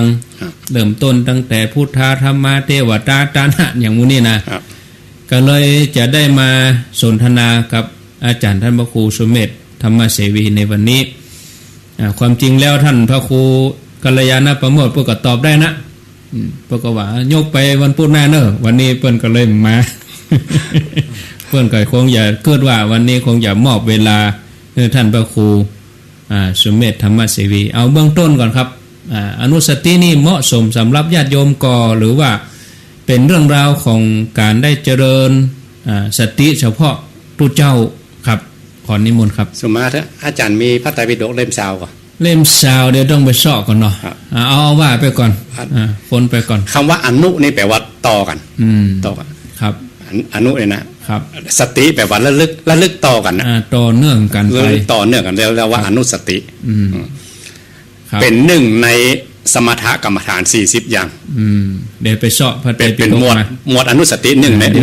หนึ่งหมวดนั่นเองเนาะแต่มาครูว่าไปเรื่อยๆเนอะอันนี้เอาดวนๆเลยนะดวนจู่โจมกว่านี้พอเลยแต่ถ้าจะมีคำว่าจั่วหัวอย่างนั้นครับแล้วก็ถ้าได้เล่ม32มาก็ดีเหมือนกันเนาะมี2เล่มที่บอกตะกี้นะสถานเนาะว่าคำว่าอนุสติเนี่ยมี10อนุสติการระลึกสืบเนื่องกันเนี่ยอันนี้ส่งอย่างมากมายเพียงใดเขาอย่าไปปนกับลัทธิพราหมณ์หรือสมถะของพราหมณ์นะอันนี้เป็นสมถะของพระพุทธเจ้าที่พระองค์ตรัสไว้บางคนเวลาทำกรรมฐานเนี่ยจะเริ่มจากสมถะกรรมฐานของพระพุทธเจ้าก็ได้จะเริ่มจากวิปัสสนากรรมฐานของพระพุทธเจ้าก็ได้แล้วแต่เขาจะเลือกถ้าเขาบ่มีบุญเก่าถ้าเขามาเริ่มนับหนึ่งใหม่เนี่ยถ้าเขาเริ่มตั้งแต่ฝึกสติแบบวิปัสสนากรรมฐานล้วนๆอันนี้เรียกว่าฝึกถ้าอยากเป็นพระอรหันต์มันซับตู้เจ้าบนว่าพระอรหันต์แห่งแรงบนว่าคือจะได้ละกิเลสอย่างเดียวฌานอภิญญาอย่างจะบ่มีจะเป็นตัวอรหันต์ประเภทตัวอรหันตาประเภทสุขวิปัสสโกแต่ก็บันแน่แต่ถ้าบุญเก่าปางหลังเขาเคยบำเพ็ญสมถกรรมฐานอย่างมานับเคยมีฌานเคยมีอภิญญาในอดีตชาติมาแม้แต่ฝึกสติล้วนๆหรือปิ้งธรรมะของพระองค์ข้อใดข้อหนึ่งล้วนๆเนี่ยธรรมขยานเกิดหรืออาสวัคคยานเกิดได้เป็นตนอรหันตาอภิญญาต่างๆนะก็ไหลมาเทมาอันนี้แต่ถ้าจะขึ้นแน่นอนถ้าเขาอยากจะเป็นพระอรหันต์ประเภทมีฌานมีอภิญญามีฤทธิ์ได้ปฏิสัมภิทาญาณ4อภิญญา6วิโมกข์8หรือวิชชา3เขาจะต้องเริ่มตั้งแต่ฝึกสมถกรรมฐาน40ไปน้ำหมวดอนุสติที่ท่านอาจารย์ท่านพระครูอภิวัฒนวิกรมถามตะกี้มีอยู่10ข้อและ10ข้อนี่ถึงพระนิพพานหมดเลยขอยกจั่วหัวหน่อยเนาะยกมาคือยกมาแท้ๆนี่เนาะยกมาแท้ๆเคยท่องไว้ครับเคยท่องอันนี้เล่มอย่างครับเล่มที่เช้าอันนี้เล่ม32ครับ32ฉบับมหาจุฬาครับนี่จั่วหัวของคัมภีร์อปทานแล้วเรียกว่าบุญเก่าอปทานนี่นะบุญเก่าของพระพุทธเจ้าก็ได้บุญเก่าของพระปัจเจกพระพุทธเจ้าก็ได้บุญเก่าของตัวละหันตาก็ได้คำว่าอปทานนี่แปลว่าบุญเก่าอันนี้พระองค์กล่าวไว้ในบุญเก่าของพระองค์ว่าด้วยบุญญาณุภาพที่ทรงบำเพ็ญบารมีในพระพุทธเจ้าทั้งหลายในอดีตการนับไม่ถ้วนทรงสรุปพุทธปาทานของพระองค์ไว้ว่าตามที่กล่าวมานี้พระพุทธเจ้าทั้งหลายเป็นอาจินไตยธรรมของพระพุทธเจ้าก็เป็นอาจินไตยสำหรับผู้ที่เลื่อมใสในอาจินไตยย่อมมีผลวิบากเป็นอาจินไตยตามไปด้วยสาธุเนอะสาธุหมายความว่าถ้าผู้ใดระลึกถึงคุณของพุทธเจ้าหนึ่งในอนุสตินะครับย่อมยังมีผลเป็นย่อมจินไตยย่อมมีผลเป็นอาจินไตยคือนับบัตรวนนับไปถึงไหนเนาะนับไปถึงไหนเอาเล่มเช้ามาว่าเล่มเช้านับท่องหน้าเลยนั่นจำหน้าได้ตัวหน้าได้ตัวครับอันนี้เอาพระไตรปิฎกยกขึ้นมากล่าวครับต้องมีที่มาที่ไปมันมีร้อยก็ร้อยนี่มีเนาะมีที่ไปอันบางคนว่าเอาเองได้ว่าถ้าฝึกอนุสตินี้ไปถึงไหนได้แค่สมถกรรมฐานเขาตูพระพุทธพจน์เนอะมันจะไปตูนะนี่พระองค์ตัดไว้เองเลยนะสถานยกมือไหว้มือสาธุเนาะครับเอกธรรมบาลีพระบาลีว่าด้วยธรรมอันเป็นเอกปฐมวรรคหมวดที่1อันนี้จำเป็นอนุสติทุกข้อเลยนะอันนี้ยกมา1ข้อเนาะพระผู้มีพระภาคเจ้าตรัสว่าภิกษุทั้งหลายธรรมมันเป็นเอกที่บุคคลเจริญทำให้มากแล้วย่อมเป็นไปเพื่อความเบื่อหน่ายอย่างที่สุดเพื่อคลายกำหนัดเพื่อดับเพื่อสงบระงับเพื่อรู้ยิ่งเพื่อตรัสรู้เพื่อนิพพานธรรมมันเป็นเอกคืออะไรคือพุทธานุสติการระลึกถึงพระพุทธเจ้าธรรมมันเป็นเอกนี่แลที่บุคคลทำให้มากแล้ว ย่อมเป็นไปเพื่อความเบื่อหน่ายอย่างที่สุดเพื่อคลายกำหนัดเพื่อดับเพื่อสงบระงับเพื่อรู้ยิ่งเพื่อตรัสรู้เพื่อนิพพานสาธุพอถึงว่าอย่างอื่นอ่ะอนุสติทุกข้อเดียวแค่พุทธานุสติถึงพระนิพพานเลยเนี่ยกุลของพระพุทธเจ้าเรียกว่าอาจินไตยมากมายนับบ่ได้ประมาณบ่ได้ครับแค่เขาระลึกถึงกุลของพระพุทธเจ้าเนี่ยแต่ว่าสติปัญญาให้ถึงขนาดไหนนั่นนะครับสมมุติว่าเขาเป็นกระต่ายเนาะเขาไปว่ายน้ำทะเลขากระต่ายยางลงน้ำทะเลถึงอ่ะก็บอกว่าน้ำทะเลให้เลิกมะขาวเนี่ยก็หาตึกอันหลงเนาะตึกก็มกตึกขาวเนี่ยก็ครับม้าก็ยางลงไปมันก็ตึกแข่งม้าจ้างยางลงไปก่อนตึกแข่งจ้างแต่น้ำทะเลเลิกไปกิโลเพราะนั้นเวลาเขาจะเจริญพุทธานุสติเนี่ยบ่ต้องอนักต้องหนาในพุทธคุณเก่าในอิติปิโสเนี่ยหรือเขาเพ่งพระพุทธพระบทพระบาทพระธาตุเจดีย์ที่ครูบาอาจารย์ได้ทำไว้เขานึกเป็นภาพพุทธนิมิตขึ้นมานี่ก็ได้ละต่ออีกก็ได้ละเหลือประมาณละยึดเหนี่ยวเอากุลของพระพุทธเจ้าเป็นที่จ้างที่เปิ่งที่ระลึกต้องมีการวิธีปฏิบัติก่อนเอาอันอย่างมาพุทโธก็ว่าอย่างกันเอาท่องพระพุทธคุณเก้าเนี่ยเอาข้อใดก็ได้สำนักพระธรรมกายนี่ใช่สัมมาอรหังตั้งสายอีสานใช้พุทโธบางตีก็ใช้อรหังอย่างเดียวก็มีอย่างใดอย่างหนึ่งอ่ะขอให้เอาพุทธคุณเก้าเนี่ยว่าเอาอันใดอันหนึ่งท่องนามของพระพุทธเจ้ากุลของพระพุทธเจ้าเก้านี่ก็สามารถจะแตกเป็นอนันตนัยแล้วแต่เขาจะยังได้ขนาดไหนครับเพราะนั้นอนุสติ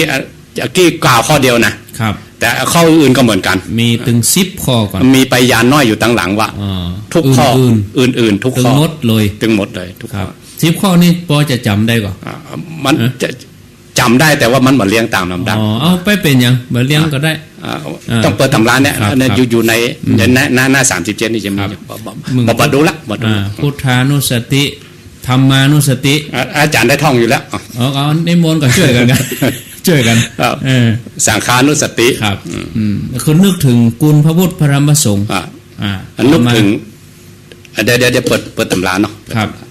นึกถึงกุลของพระพุทธก็เอาบริกรรมเอาพุทธคุณนั่นน่ะที่เขาสวดอิติปิโสธรรมคุณก็คือสวากขาโตนึกถึงกุลของพระธรรมมีเนาะพุทธานุสติธรรมานุสติสังขานุสติครับจาคาเดี๋ยวพุทธานุสติธรรมานุสติสังขานุสติศีลานุสติศีลจาคานุสติเทวตานุสติอานาปานสติมรณะนุสติกายคตาสติและอุปสมานุสตินั่น10ตัวแล้วอันไหนถึงจะเหมาะสมสำหรับศรัทธาเขาเปรเหตุกรรมดีก็อันนี้ถ้าว่ากันจริงๆนะต้องมีพระพุทธเจ้าบังเกิดขึ้นในโลกพระพุทธเจ้าบังเกิดขึ้นในเวลาพระองค์แผ่ขายพระยากจี้เลยว่าคนนี้เหมาะสมอันนี้คนนี้เหมาะสมอันนี้แล้วเริ่มมียุคนี้มันมีเขาก็เดาสุ่มเอาปฏิบัติเหตุกู้ข้อปฏิบัติทุกข้ออันใดถูกจริตกับเขาสังเกตว่าถ้าเขาปฏิบัติแล้วมันขึ้นไวอย่างหนึ่งและอันที่2ปิติมันเกิดครับและอันที่3มันจิตมันเก่งนะเวลามันมาเขาบำเพ็ญข้อใดนะมันเคยมันคุ้นแหละคุ้นเคยมีของเก่ามาเดิมอาจารย์เกิดไปว่าเขาไปแอววัดหันไปนี่เหมือนกับว่าเขามาแอวเคยมาหันอยู่ถ้าที่เขาบอกเคยนะเคยเหมือนเคยมาครั้งหนึ่งอย่างบางคนอย่างอัดอาปานสติเขาพอลมหายใจมันกับกู้เนี่ยมันกับเขาให้ได้ทำมาก็หามันก็เจริญนั่นนี่ไปใจแต่ถ้าเขายังมันบักขึ้นนี่เนาะคือเขาไปกราบครูบาอาจารย์ที่เปิ้นเก่งตั้งกรรมฐานไปขอเปิ้นอันฮือกรรมฐานกับเขาแต่ถ้าโดยรวมๆอนุสติ10เนี่ยโดยเฉพาะกายคตาสติเนี่ยข้อที่9เนี่ยถ้าอู้ถึงเปอร์เซ็นต์นี่เนาะมัน 99.99 อ่ะที่คนจะได้นะนอกเหนือพิเศษนะก็ไปแหมอย่างนึงเพราะหลักสูตรของทุเจ้าเนี่ยเวลาบวชเข้ามาใหม่ๆอุปชาจะจี้เลยอุปชาได้คำสั่งมาจากไหนมาจากครูบาอาจารย์เป็นรุ่นเป็นทอดแล้วรุ่น9มาจากไหนพระองค์บอก เป็นกฎของอุปชาว่าต้องบอกเรื่องนี้ต้องบอกกายคตาสติคือกากุลบุตรผู้เข้ามาบวชในศาสนานี้ใหม่ถ้าบอกกายคตาสติเนี่ยได้ทำลายวาสนาบุญบารมีที่ได้บรรลุธรรมมาน่ะตัวนี้คืออย่างคือผมขนเล็บฟันหนังเนี่ยเกสาโลมานะขาทัตตาโจเนี่ยมันมีอนุสติต่างๆเนาะกายคตาสตินี่มีอยู่6 หมวด 9 ตัวมีลมหายใจ1อิริยาบถใหญ่1อิริยาบถย่อย1แล้วก็อาการ32 1ธาตุ4 1แล้วก็ป่าชา9หรืออสุภา10อันเดียวกัน6 หมวด14 ข้อนั่นอันนี้คือแตกย่อยเข้าไปแตกย่อยของกายคตาสติเฉพาะตัวกายคตาสติอันนี้ถ้าเป็นเปอร์เซ็นต์ก็ว่า 99.99 แล้วนอกเหนือพิเศษแล้วก็ไปทำอย่างแล้วก็พระองค์ก็ตัดไว้ในที่ท้ายมหาสติปัฏฐานสูตรนะว่าทางนี้เป็นทางอันเอกเนี่ยสำหรับบุคคลคนเดียวไปที่แห่งเดียวแล้วมีคนบอกคนเดียวคือพระพุทธเจ้าจะไปที่แห่งเดียวคือพระนิพพานคือมหาสติปัฏฐานนี่แหละที่นอกเหนือนั่นคือบุคคลพิเศษที่พระองค์เจียว่าเคยทำมาอย่างใดเอกแต่ถ้าโดยมาตรฐานเนี่ยถ้าเราทำกายคตาสตินี่มันก็เขาอยู่ในเกณฑ์มาตรฐานของกรรมฐานเนี่ยกรรมฐานของอื่นพระองค์บะแค่บังคับนะครับแต่ตัวกายคตาสตินี่บังคับตอนบทใหม่ๆคืออุปชาได้บอกแล้วพิจารณาต่างกับอานาปานสติอย่างใดตัวกายคตาสตินี่เป็นอนุสติเหมือนกันหมดเขาจะอ่านเดียวกันอยู่ในกลุ่มเดียวเนี่ยอยู่ในกลุ่มเดียวว่าอนุนี่แปลว่าคือระลึกต่อๆกันไปจะไปย่างเพราะหูลีลิกตายะจะเอามดได้ก่อนว่าพิจารณามดได้ก่อนถึงพุทธานุสติธรรมาว่าด้วยกันพร้อมกันเลยอันนี้สำหรับอาสีติมหาสาวกหรือสำหรับครูบาอาจารย์ที่จะเพื่อจะทำถ้าทำมดเนี่ยนะครับสำหรับจะไปสอนโดยสอนตัวเก่าโดยถ้าไปสอนคนอื่นโดยแล้วอย่างเฮาปุถุชนธรรมดานี่เขาเอาข้อใดข้อหนึ่งก็ได้เลือกเอาถ้าเขาจะไปแบบยิบโยงน่ะแค่อันนี้แบบแจ้ของเขาก็หาแล้วก็โจรไปเหรอเพราะว่าอันกำซ้เอาเตะเอาว่านะเตะเอาแต่ก่อนเอาจุนมันเอาง่ายๆเอาเป็นเอาตายนะยอมสละเลยนะถ้าบัดได้แต่ได้ว่าเขาถึงเปลี่ยนนะครับไม่ใช่ว่าไปหันหน่อยโอ้บัดใจเปลี่ยนมันจะเหมือนเขาไปจิ้มแข็งหรอกมันล้ำก็เปลี่ยนล้ำก็เปลี่ยนไม่ใช่ต้องผ้าหูลีลิกตาเอากั้นเอาจนแต่ก็มาว่าเต็มที่ถ้าเต็มที่แล้วเขายังมาได้แล้วก็เปลี่ยนเป็นกรรมฐานตัวนี้เปิ้นมีหลักสูตรก่อนมีครับมีแต่ละสำนักเขาอย่าไปประมาณครูบาอาจารย์ที่เปิ้นทำมานะเปิ้นทำมาก่อนเขาที่เคยยกตัวอย่างที่ต้นทองกวาวอะที่มาเป็นไม้กวาวต้นเดียวกันนั่นเนาะแต่ว่าบางคนก็ไปหั่นดอกบางคนก็ไปหั่นใบหั่นจีมันเหมือนกันมันเป็นต้นกวาวต้นเดียวกันครับแล้วก็มีกรรมของตนละหันตาตนหนึ่งอยู่ในเถระคาถานะชื่อพระสุเหตุมันตาเถระผมก็ท่องชื่อไว้เหมือนกันนะเปิ้นว่าจะได้มันว่าธรรมะของพระองค์ในข้อหนึ่งเนี่ยสามารถจะแตกเนื้อความได้100ครับแล้วก็แปลได้100คนโง่ไว้เนี่ยว่าสาธุไม่ใช่ว่าใครนะอันตนละหันตาเปิ้นบรรลือสีขนาดเนี่ยเนาะเพราะว่าคนโง่ฮู้ภาษิตของพระพุทธเจ้าภาษิตเดียวที่มีเนื้อความตั้ง100ความหมายตั้ง100ได้อย่างเดียวมันแต่ถ้าคนฉลาดฮู้ธรรมะของพระองค์ที่ภาษิตหนึ่งที่มีเนื้อความตั้ง100ความหมายตั้ง100ได้ตั้ง100อย่างอันนี้ขนาดแค่100อย่างนะแต่ธรรมะของพระองค์เรียกว่าอนันตนัยกะแล้วแต่ให้อย่างขนาดไหนมีที่สุดมีที่ประมาณเพราะนั้นทุกข้อปาไปถึงพระนิพพานได้หมดอย่างที่ยกตัวอย่างในเล่มที่สาวตะเกียบยกมาวางโต๊ะเห็นหน่อยโยมหันหลักฐานใช่อู้ลอยๆอันนี้เล่มสาวอันนี้คืออนุสติฉบับมหาจุฬาเนาะอันนี้หน้าอย่างท่านพูดหน้า37ปะโทจำหน้าได้ตัวท่องเลยเด้อว่ามาตลอดอันนี้เนาะศรัทธาอันนี้ญาติโยมพอทาง Facebook อันนี้เอกธรรมบาลีครับปฐมวรรคหมวดที่1ญาติโยมสนใจก็ไปที่จริงอย่างภาษาพระไตรปิฎกเนี่ยมันเป็นภาษาที่ญาติโยมเข้าใจยากอันนั้นเอามาอู้กันนี่คือเล่าสู่กันฟังแต่ว่าถ้าญาติโยมใครเรียนรู้ศึกษาเพื่อก็มีที่เรียนอยู่แต่ภาษาเปิ้นสละสลวยนะครับประดิษฐ์ประดอยก็กลัวเพิ่นจะออกมาได้นี่ก็ใจนักปราชญ์บัณฑิตใจปรริญญาเก้าทั้งนั้นปรริญญาเก้าแสงเฮามาแม่แล้วเอาแม่แล้วครับแต่ต้นฉบับเปิ้นมีอยู่ครับต้นฉบับมันมีเพราะ ราะนั้นต้นฉบับที่บอกว่าคือว่า ทุกข้อถึงพระนิพพานหมดเลยครับอย่าประมาณธรรมะของพระองค์ว่าเท่านั้นเท่านี้แล้วตัวสติปัฏฐาน4นี่อยู่ในจำนวนอนุสตินี่ก็ถ้าสติปัฏฐาน4เทียบว่าเหมือนกับรอยเท้าช่างหอยใหญ่ๆและอันอื่นข้อมะธรรมะคนอื่นอยู่ไหนฮะนะครับหอยตีนสัตว์อื่นๆในโลกนี้อยู่ในหอยตีนจ้างหอยเท้าช้างนี่แสดงว่าสติปัฏฐาน4นี้ครอบคลุมไปหมดครอบคลุมอันนี้เขาจะเข้ามาสติปัฏฐานนี้แล้วกันเพราะว่าโยมก็ถามเล่าไว้เหมือนกันถามว่าอันสติปัฏฐาน4กายเวทนาจิตธรรมเนี่ยอย่างโยมขอปฏิบัติไปเนี่ยเอาเฉพาะฐานใดฐานหนึ่งได้ก็เอากายได้ก็กายก็ได้อย่างที่อุปชาสอนสัตว์ที่วิหาริกเนาะไม่จะมีคำศัพท์อยู่นะอุปชากับสัตว์ที่วิหาริกถ้าอาจารย์กับลูกศิษย์เรียกว่าอันเตวสิกเปิ้นจะสอนกันมาเอาเน้นเอาข้อนี้ก่อนเอาข้อกายนี่คือแตกก่อนเพราะกายนี่ไปทำลายสักกายทิฏฐิโดยตรงเมื่อกายแตกแล้วอย่างอื่นไม่ตัวมาเมื่อรู้นะ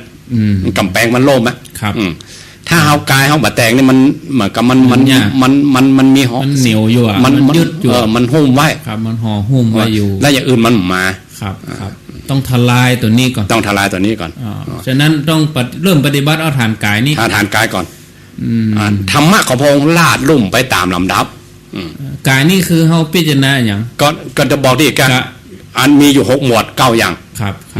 มีลมหายใจ1จะลมวิธีอันใดก็ได้ลมหายใจบางคนอยู่ที่หูดังบางคนไหลลมบางคนอยู่ที่ต้องอันใดก็ได้ที่ครูบาอาจารย์เปิ้นทำมาอย่างเยี่ยมยอดละแสดงว่าเปิ้นปฏิบัติมาจนเต็มที่แล้วเปิ้นมาสอนแล้วครูบาอาจารย์เปิ้นก็ได้ผลมาแล้วแล้วบางทีพระองค์ก็บอกนะว่ากัลยาณมิตรครูบาอาจารย์เนี่ยเป็นทั้งหมดของพรหมจรรย์นี้ธรรมะบางอย่างเป็นเรียกว่าจิตสู่จิตเหมือนกันนะสืบทอดกันมาเป็นสายๆกันต้องมีครูบาอาจารย์ต้องมีครูบาอาจารย์แล้วก็โยมถามโยมสงสัยว่าอันได้ยินครูบาอาจารย์อู้ในรายการเท่านี้ผมกับอู้ท่านพระครูกับอู้หรือท่านพระครูกัลยากับอู้ว่าบางทีเขาต้องปลีกเวลาไปหาครูบาอาจารย์ไปมีสำนักทีนี้โยมก็ว่าเขาอยู่บ้านเนี่ยเขาต้องดูแลคนป่วยที่กับพ่อแม่เขาพ่องยังพ่องยะเขามีเวลาที่จะไปสู่สำนักอันนี้ครูบาอาจารย์ปอจะมีอันยังแนะนำให้เขาปฏิบัติได้อันนี้เอาปอเป็นที่เปิ่งก็พอละอยากปฏิบัติเอามาเป็นที่เปิ่งก็พอละเป็นเรียกว่าเป็นเชื่อเป็นปัจจัยแต่ถ้าอย่าทำกันจริงๆต้องมีครูมาอาจารย์ศิษย์ต้องมีครูต้องไปมีเข้าคอร์สเข้ายังเนี่ยเขาก็ว่าชีวิตทั้งชีวิตนะครับและอันธรรมะนี่เป็นธรรมะของพระองค์อย่างเดียวเท่านั้นที่ว่านักปราชญ์คนอื่นที่จะมาสอนมันมีไผอ่ะนอกจากพระพุทธเจ้าก็ต่อมาครูบาอาจารย์เป็นรุ่นมาแล้วให้ไปศึกษาเองนี่มันไม่ใจมันเป็นบัดเดียว5ห้อยอ่ะพวกเปิดอินเทอร์เน็ตก็บ่เลิกนะเกินยังก็มีเปเลอะเปเตอแต่มันเป็นคัมภีร์แบบกระด้างว่าน่ะอย่างที่มันห้องว่ามันมีรสชาติมันความมีชีวิตของมันมีมันมีชีวิตชีวามันเป็นข้อมูลกระด้างข้อมูลดิบไปแล้วเนาะครูบาอาจารย์นี่เปิ้นกันกองมาแล้วหรอภาษาธรรมเปิ้นเรียกว่าอันตกพลึกมาละตกพลึกจากที่ครูบาอาจารย์เปิ้นบวชมาแต่เน้นน้อยหรือตั้งแต่หนุ่มแต่น้อยถึงเป็นตนเท่าตนแก่อ่ะจนเต็มที่แล้วเปิ้นเฮียนของเปิ้นเต็มที่เปิ้นก็ปฏิบัติของเปิ้นเต็มที่แล้วก็สั่งสอนมาอย่างช่ำชองอ่ะครับก็เลยแนะนำให้โยมว่าให้โยมทำปัจจุบันคณะของโยมก่อนคือทำหน้าที่ตัวนั้นก่อนแล้วก็เอากรรมฐานที่ว่าตัวสตินี่ไปกำกับในขณะที่เขาดูแลพ่อแม่ปฏิบัติในชีวิตประจำวันนี้อันนี้ที่อู้ถึงนี้ถึงแล้วว่าได้มรรคผลนิพพานนะต้องไปฝากจิตฝากใจกับครูบาแต่ถ้าเอาทำแบบมักเป็นเชื่อเป็นปัจจัยมักเป็นที่เปิ่งนี่บ่ต้องมีครูก็ได้ก่อนเอาหมู่เนี่ยเอาหมู่นี้ทำเรียกว่าอนุสติ10เนี่ยเอาอันไหนก็ได้ยังเขานึกถึงต้านของตัวเก่าครับตัวกายนี่ที่พิจารณาอย่างอาจารย์ท่านพระครูว่าอันผมขนเล็บฟันหนังเนี่ยเพื่อจะทลายความตัวตนเขาบ่ใช่เขาทลายบ่ได้ต้องพระไตรลักษณ์ก่อนมันถึงไปจะทลายถึงจะปรากฏกันพระไตรลักษณ์มันจะไปทำลายเองพระไตรลักษณ์เปรียบเสมือนแสงสว่างไม่ไปกำจัดความมืดคือความเป็นตัวเป็นตนเองบ่ใช่เขาไปกำจัดความมืดไปใช่นะเพิ่นจะหันของเพิ่นเองเพิ่นจะหันของเพิ่นเองครับ ต้องปฏิบัติเมินมานานต่อใดถึงจะปรากฏแต่ลักถึงจะหันแต่ลักในท่าสติปัฏฐานสูตรพระองค์ว่าบางคนได้ภายในอาสนะเดียวอ่ะอาสนะเดียวคือนั่งแล้วก็เดินอาสนะเดียวหมายความว่าถ้าเขาพิจารณาตอนนั่งก็ได้ตอนนั่งยังมาทันเปลี่ยนอิริยาบถเอกอะครับพวกเลยถ้าพิจารณาตอนยืนก็ได้ตอนยืนถ้าตอนนอนก็ได้ตอนนอนตอนเดินจงกรมมาได้ตอนเดินหรือตอนที่เขาทำอิริยาบถย่อยอ่ะเขาระลึกอยู่สืบเนื่องกันไปมันได้ตอนนั้นอ่ะยังมาทันเปลี่ยนเป็นอย่างอื่นได้เอกอะอันนี้ได้ตอนนั้นเรียกว่าอันนี้ต้องคนมีบุญแท้ๆก่อนก้าอันนี้บริวารขิปปะพิญญาของเก่าต้องมีตัวอย่างอันนี้เรียกว่าพวกขิปปะพิญญาก็มีนะไม่ใช่บอกมีในตำราเพิ่นบอกว่ามีหรือบางคน2 วัน 3 วัน 4 วันแต่ธรรมะของพระองค์ถ้าคนไหนเดินทางเช่นเนี้ยบ่มีปีที่8อ๋อครับแน่นอนเลยเพราะ7 ปีบ่มีปีที่8สำหรับคนที่เดินทางเส้นนี้ครับต้องมีปรากฏอย่างใดอย่างหนึ่งขึ้นมาอ๋อถึงจะได้ต้องไปหันอนิจจังทุกขังอนัตตาตัวพอเฮาพิจารณาหมู่นี้อนิจจังทุกขังอนัตตามันจะเกิดเองบางเฮาไปเวียงมันต้องผ่านทางโลกสัมปตองมันต้องผ่านแน่นอนแล้วภายใต้รากไม่เป็นมรรคญาณจะไปตัดเองธรรมะของพระองค์เป็นอัปปมาโนแล้วพอเฮาเดินทางเส้นนี้ไปแล้วภายใต้รากไม่เกิดเองภายใต้แรกก็เป็นบ่อเกิดของมรรคญาณครับจำรับพวกเขาทั้งหลายก็เป็นมรรคเล็กมรรคน้อยไปก่อนมอม่ามาหาอากาศกอไก่ไปก่อนแต่มรรคตัวนั้นเรียกว่ามรรคมอม่ารอเรือแล้วคอควายเป็นตังเป็นหนตังหรือตัวตัดครับตัวตัดตัวนี้จะเกิดได้ก็เพราะว่ามีพระไตรลักษณ์จะเกิดได้เพราะเขาทำสติปัฏฐาน4ต้องอาศัยเปิ้ลแล้วตัวฐานตัวเวทนานี่หรอเวทนานี่เป็นยังไงมันยากขอเอากายนี่เอากายให้แตกก่อนเวทนาจิตธรรมนี่ระดับแต่ว่าเรียกว่าระดับนามธรรมต้องตันปัจจุบันนะถ้าปัดห้าวไปขึ้นล่วงหน้าก็ไม่ได้นะได้ครับเพราะมันห้าวขึ้นล่วงหน้าเป็นอนาคตอันไหนที่มาผ่านว่าห้าวไปกำหนดก็เป็นอดีตละขนาดซื่อๆเนี่ยมาได้ยังเอายากนะยังผมขนเล็บฟันหนังนี่มันอยู่ซื่อๆนะมันมาดิ้นไปไหนหรอกเขาพอผมมันมาดิ้นไปไหนแต่พอมาพอเวทนาเนี่ยหรือมาพอจิตหรือมาพอธรรมเนี่ยต้องทันปัจจุบันเป็นซ้ำ2มาอีกอ่ะมันยากแต่ถ้าทฤษฎีเนี่ยเขาอู้ได้กับท่องได้กับแต่ว่าถ้าอู้ถึงเรื่องการปฏิบัติเนี่ยจริงปฏิบัติจริงๆเอาตัวที่มันกระด้างนี่ก่อนตัวที่มันมาเคลื่อนไหวตัวที่มันมาต้องอาศัยอดีตอนาคตปัจจุบันในอาศัยปัจจุบันธรรมนี่ครับต้องเอาตัวนี้ก่อนถ้าแต่กายแล้วครับนั่นอันอย่างอื่นมันถึงไหลมาโลกอ่ะครับศรัทธาก็ต้องพิจารณาเนาะหาโอกาสเนาะหาโอกาสครั้งหนึ่งในชีวิตบ่มีโอกาสวันนี้วันหน้าก็ต้องมีโอกาสแหละวันใดวันหนึ่งอ่ะเนาะปฏิบัติไปเอาละจะ4 โมงแล้วครับมีโยมตอบมาแล้วครับเดี๋ยวขอตักตังระบบ Facebook เห็นสักน้อยครับอันนี้อยู่แม่แจมนั่นเดี๋ยวกันเนอแม่แจมจะถูกก็มันถูกอันนี้อยู่แม่แจมนี่ตอบว่าอสัทิสถานท่านมองนี่มันใจคนนั้นเมียนมานะคือท่านอยู่วัดบุพารามอันนี้ทุกเจ้าตอบกันทุกเจ้าก็แม่นนะบ่ต้องยาวแล้วเนาะแถมท่านนึงกับโยมเจ๊แจ่มใสต่อว่าอาสะที่สถานได้ทานแก่เพียง2 ท่านเท่านั้นคือชุนหะอมาตอันนี้คนละอย่างกันไม่ใช่อันนั้นทานอะไรอย่างทานครั้งมีครั้งเดียวอันเดียวนางมาริกานี่นะถ้านางมาริกาอันมเหสีของพระเจ้าประสิทธิโกศลก็ขออนุโมทนาเดี๋ยวท่านพระครูก็ตอบแล้วก็มาขยายความเพิ่มเติมเนาะท่านผู้ฟังผู้ชมที่ติดตามทาง Facebook ก็มีหลวงพ่อท่านพระครูโคสินนี่เปิ้นอยู่ปัสบ้านทาปุ่นนะฟังทางวิทยุโดยพอทาง Facebook โดยท่านพระครูธรรมนาถวิโรจน์ยศไทย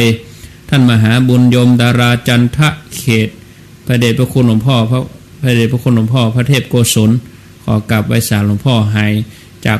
มันกลับจากหงยาหายโรคหายภัยแล้วนะครับหลวงพ่อครับหลวงพ่อกลับวัดแล้วก็ขออนุโมทนากราบขอบพระคุณที่ติดตามเข้ามาพอตู้ลูกตู้หลานนะครับพระเดชพระคุณหลวงพ่อพระเทพโกศลวัดศรีโสดาพระรามหลวงนะครับยอมวิมาลีวันวิญญาณเงือกแล้วก็มีท่านพระครู วิมลสุตาพรวัดดอนน้อยนะครับขอกราบไหว้สาท่านพระครูตัวยนะครับวัดดอนน้อยคนลุ่มน้ำบางวัดเวรุวันสารปีอนุโมทนาท่านกิตติพงศ์กิตติโสพโนแล้วก็สันปะตองชัดเจนดีสาธุชัดเจนแล้วก็มี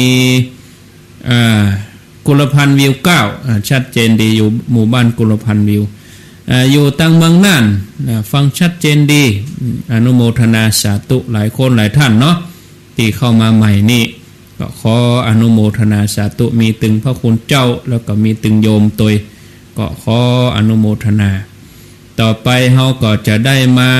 เดี๋ยวบอกผ่านนะครับนิมนต์แต่กี้เรื่องครูอย่างหนึ่งครับอันที่2เกี่ยวกับเรื่องวัยครู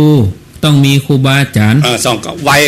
คือตัวเก่าเขานี่พระองค์ตรัสไว้เลยตอนที่พระองค์ปิกไปที่เมืองพาราณสีครับถ้านักเรียนสมัยก่อนเนี่ยถ้าได้อ่านเรื่องพ่อแม่รังแกฉันนะครับจะปะเรื่องเนี้ยแต่เพิ่นยกมาส่วนเดียวบ่ได้ครับ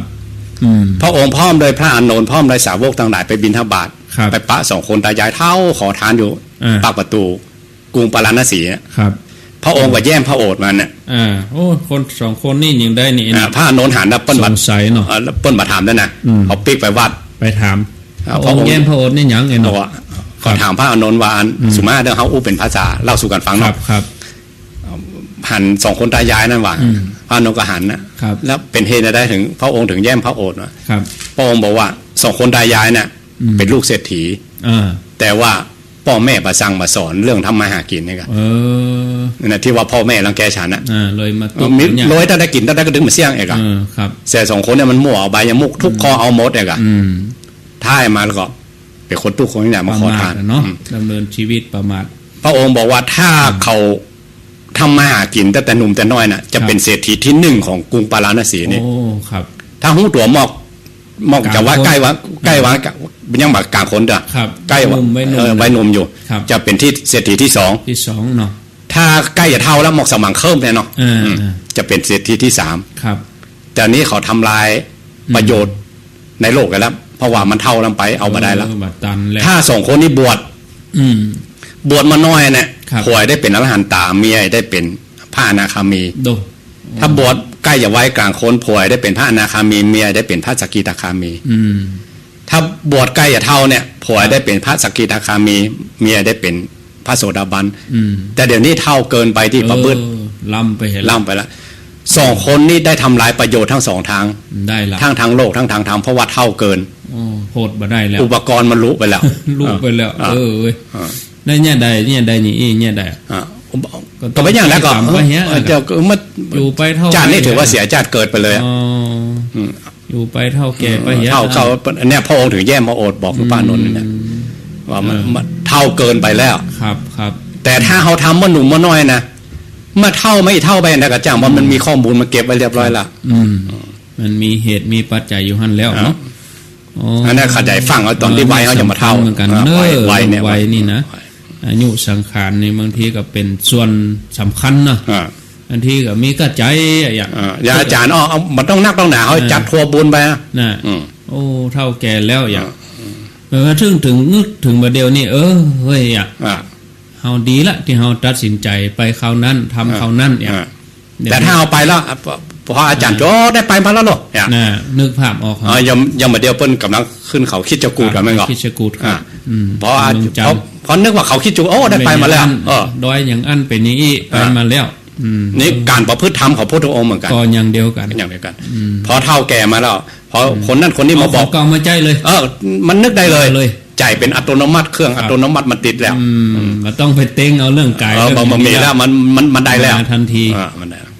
แต่แม่จะนอนเตียงแทบแซวก็ได้เลยก็มีที่เปิงแล้วเราอ่อนไม่เอาหาก็บ่น้อยใจเพราะตัวเก่ามีที่เปิงแล้วมีสารณะแล้วดีอันนี้คือการปฏิบัติเมื่อเป็นหนุ่มเป็นกรรมเนาะ15:55 น.ผ่านได้ละผ่านไปศรัทธาจะโทรมามาจาก็ขอเจริญปอนมาที่เบอร์0998366322จะฮับซาวสายถ้ามีคำถามก็จะทยอยตอบไปถ้ามีคำถามก็จะฮับไปเรื่อยๆญาติโยมโทรศัพท์มาบัดตันก็ ญาติโยมพิมพ์ข้อความมาทาง Facebook ก็ได้เนาะพิมพ์ชื่ออาตมาภาพพระครูอภิวัฒนบิกรมพิมพ์ชื่อเข้ามาแล้วก็กดมาเป็นเจ้าหมู่กันก่อนสายแรกเข้ามาสำหรับวันนี้รับสายก่อนเนาะเจริญปอนว่าพระครูเจ้าเป็นกำลังใจนะหรือส่งต่อส่งองค์นะเจ้าอ้าวจากที่ไหนเด็กตันคนทุกเจ้าเด็กหมดตันรายงานตัวก่อนอยู่ที่ไหนเจ้าสิใจถามนะเจ้าอ๋อใช่สถานสารปีเคยถามโทรมาถามพระครูหลังไมค์นะเจ้าฟังชัดดีเนาะเจ้าทราบดีเจ้าอนุโมทนาดีจากวันก็ทราบดีเจ้าโมทนาเนอเจ้าสายต่อไปเจริญปอนไม่จ่าเจ้าจากที่ไหนปางกว้างไม่แต่งเจ้าแม่แต่งฟังชัดดีกาปางกว้างฟังชัดดีก่อแม่เจ้าชัดเจนเจ้าเป็นได้พ้องฟังกันวันนี้เชิญเลยเอาอายุ60นี่ยังบ่จ้าจะนอนยังได้อยู่ร่างกายสำรวจตัวเก่าได้อยู่เนาะสำรวจร่างกายพอแข็งแรงก็ได้อยู่แม่ถามว่าจะได้เจ้าก็นึกว่า60นี่โอ้เฮายังไปได้มาได้อยู่ก็ฟังทำบุญกับเนื้อกับตัวกับครอบครัวอย่าเจ้า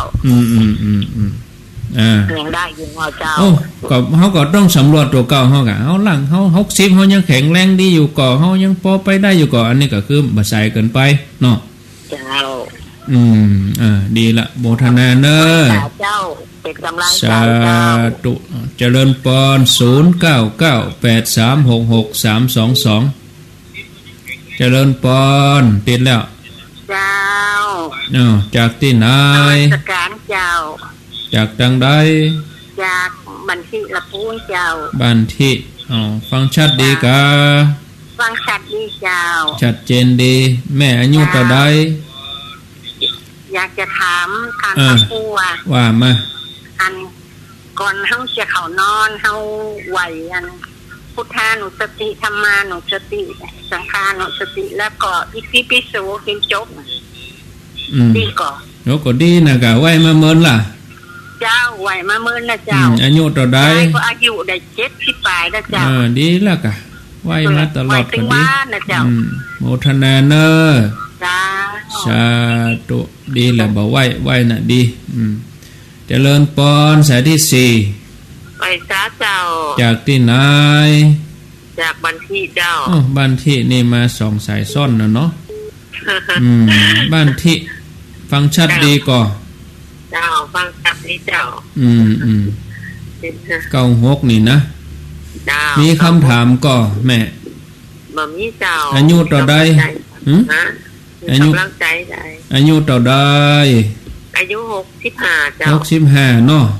เจ้ามาเจ้าฟังก่อนมาเจ้าน่ะมาเจ้าก็ฟังเจ้าตุลุงยองนะฟังตุลุงยองก่อ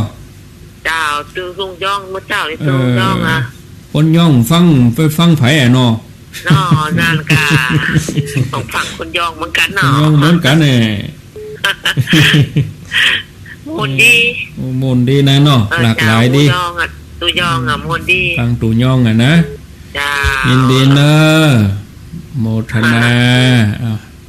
0998366322เจริญปอนสายที่5สาธุเจ้าจากที่ไหนจากหัวฝ่ายหนองช้างคืนหัวฝ่ายหนองช้างคืนหนองช้างคืนนี่แม่อำเภออย่างแม่อำเภอจังหวัดลำพูนกะอำเภอเมืองกะแม่ตะการแม่นี่มันอยู่เขตจังใหม่แล้วเข้าวัดหัวฝายไปวัดหัวฝายหนองจ้างคืนนี่เมืองลำพูนไปเข้าวัดหัวฝายฟังจังใหม่อีเนาะแม่ฟังชัดดีก่อฟังชัดดีจ้ะอายุเท่าใด77แล้วโอ้ฟังแล้วเป็นได้พ่องฟังแล้วเป็นยังได้พ้องอย่างธรรมะธรรมโมนี่นะเขาฟังนะมันถึงเข้าอกเข้าใจหมดถ้าเราฟังเขาไม่ได้เขาสอนเขาเนี่ยแล้ว แม่จะเอาข้อใดไปปฏิบัติพุทธานุสติธรรมานุสติกะจังนั่งสมาธิพ่องก่อแม่นั่งค่ะถ้าโยมแม่เคยถามยังเคยถามว่าตอนโยมแม่นอนเมื่อคืนก็ไหว้พระธาตุเจ้าตัวสุเทพไหว้คุณพ่อคุณแม่คุณหลวงนี่นะไหว้เรียบร้อยแล้วนั่งสมาธิแล้วก็รับแล้วฝันว่าไปบ้านโศกที่ไหนก็บอกโอ้หนอที่ไหนก็น้องแม่ไปนะไปแล้วก็ทีนี้เปิ้ลมาบ้านโศกโยมแม่ก็ว่าทำบุญอันนี้ทำบุญอันนี้เปิ้ลอันตาลอันน่ะอย่างพวกลงโศกอ่ะแนะนำเขาเปิ้ลตาลลงโศกอ่ะแม่จะถามว่าใดฮะแม่จะถามว่าจะได้อันเนี้ยถามอันเนี้ยนะแล้วก็แถมอยู่มาวันสองวันเนี่ยเต่าเข้าบ้านแถมเต่าเข้าบ้านอันนี้เต่าแก่น่ะเข้าบ้านแถมอย่างถ้ามันจะเป็นไรวันนี้นะเดี๋ยวข้าฟังในวิทยุเนอะโมทนาสายต่อไปสายที่6เจริญปอนไหวสาครับอุบาสกอยู่ที่ไหนผมอยู่ทางดอยสะเก็ดครับผมดอยสะเก็ดเขตใดนี่ตำบลอย่างหาตำบลแม่คือครับผมแม่คือฮู้จักท่านพระครูอยู่ป่ะฮู้จักอ่ะพอดีผมจะมีเรื่องถามนิดนึงครับเจิญเอาถามก่อนครับพอดีแต่ก่อนเนาะมันเคยทำลูกนะครับผมไปเอาลูกออกอย่างเงี้ยครับทำแท้งครับผมแล้วตั้งแต่นั้นมาก็จะอยู่ในไข่นี้มาตลอดนะทำใจผมก็ไปทำบุญทำอะไรอย่างที่อย่างที่ผมบอกกันนะครับผมไปทำบุญทำอะไรอย่างแล้วผมก็เลยมาคิดถึงว่าทำไมผมก็เคยลืมมานั่นสักเสือก็ได้ที่ผมก็จะไปคิดถึงผมจะต้องเรียกจะได้ผมจะลืมในตัวนั้นได้อย่างประมาณนี้ครับคำถามเดียวเนาะครับผมเดี๋ยวรอฟังในวิทยุฮู้จักท่านพระครูสุเมธก่ะคนไม่คือเหมือนกันพระครูสุเมธพอดีผมมาทำงานที่นี่ครับไม่เป็นเคยเดี๋ยวรอฟังเนาะรอฟังในวิทยุโมทนาเจริญปอนสายที่7เจริญปอนว่าจะได้ยมเปียกว่ามาเจ้าค่ะยมก็โทรมาให้เป็นกำลังใจเจ้าค่ะฟังแล้วก็ปลื้มเหมือนเดิมยมขอเล่าสู่กันฟังนิดหน่อยได้ไหมเจ้าค่ะพอดีได้ยินคำถามจากทางบ้านว่าที่เขาว่าอยู่บ้านเนี่ยอยากไปบัตรที่วัดเนี่ยเขาจะทำอย่างไรได้บ้างคือโยมก็ฟังแล้วโยมก็คิดตามถึงของโยมนะเจ้าค่ะก็เอามาเล่าสู่กันฟังเผื่อมีประโยชน์คือสมัยก่อนโยมก็ไม่ได้เป็นคนปฏิบัตินะเจ้าค่ะแต่ว่าโยมเป็นคนตั้งอยู่ในความดีอ่ะจิตใจของเราอ่ะตั้งในความดีแล้วก็ทำดูแลพ่อแม่พี่น้องแต่ว่าไอ้สิ่งเหล่านี้มันเหมือนกับเป็นสิ่งที่ทำให้เราระลึกแล้วมันรู้สึกมีความภูมิใจความปลื้มใจนะคะดังว่าเนี่ยแหละเป็นแรงเขาเรียกว่าเหมือนก็เราสร้างบารมีไปในตัวตั้งแต่เป็นสมัยเป็นคฤหัสถ์แล้วเมื่อเราสั่งสมมากๆเข้าเนี่ยบุญธรรมะเนี่ยจะจัดสรรให้เราเดินเข้ามาหาทางธรรมเมื่อมีโอกาสและเมื่อไหร่ที่เราได้เข้ามาปฏิบัติจริงๆเนี่ยบุญเหล่านี้เนี่ยจะหนุนนำทำให้เราเนี่ยได้เข้าถึงธรรมได้ง่ายขึ้นเพราะว่าจิตใจเรามันตั้งมั่นในความดีแล้วก็บุญกุศลเนี่ยจะเกื้อหนุนเราเนี่ยค่ะโยมก็พอโยมมาได้ปฏิบัติเนี่ยหลวงพ่อท่านก็จะสอนว่าให้เราระลึกถึงบุญเก่าๆที่เราได้เคยทำอ่ะแล้วก็นำมาเป็นก็เรียกว่าบารมีเป็นพลังของสมาธิแล้วก็ได้แผ่เมตตาไปเงี้ยโอ้โยมก็ทำเจ้าค่ะแล้วโยมก็เลยรู้ว่ามันมีก็เรียกว่ามีพลังมากๆนะเจ้าค่ะในคุณความดีที่เราได้ทำสั่งสมมายิ่งได้การดูแลพ่อแม่ยามแก่เฒ่าเนี่ยโอ้จะเป็นพระอรหันต์ของเราเปรียบเป็นพระอรหันต์ของเราเลยเนี่ยเราจะยิ่งบุญกำลังบุญได้ยิ่งมากเลยเจ้าค่ะก็ขอให้ตั้งมั่นในสิ่งตรงนี้ถึงเราไม่ได้ไปวัดเราก็ทำอยู่ที่บ้านได้ด้วยการปฏิบัติตนอยู่ในชีวิตปกติเนี่ยเจ้าค่ะแต่ว่าเราตั้งอยู่ในคุณงามความดีเนี่ยสักวันนึงเนี่ยถ้าเรามาเข้าในสู่เส้นทางธรรมนะสิ่งเหล่านี้มันจะมาเกื้อหนุนให้เราได้เข้าเห็นธรรมได้ไวนะเจ้าค่ะแล้วก็เราจะปลื้มนะเจ้าค่ะแล้วเราก็จะมีก็เรียกว่ามีที่ยึ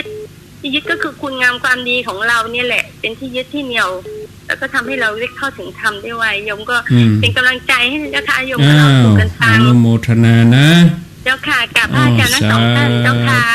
ขอบคุณสายต่อไปสายที่8เจริญปอนมาการครับการอยู่ที่ไหนอันนี้จากคุณลิมเหมือนแก้วแม่ลิมครับแม่ลิมเนาะครับแม่ลิมฟังชัดดีก่อแม่ลิมโอ้ชัดดีครับฟังแล้วเป็นยังได้พ่องได้อู้สนทนากันตะกี้โอ้เข้าใจดีครับเข้าใจดีเนาะแม่นในพระ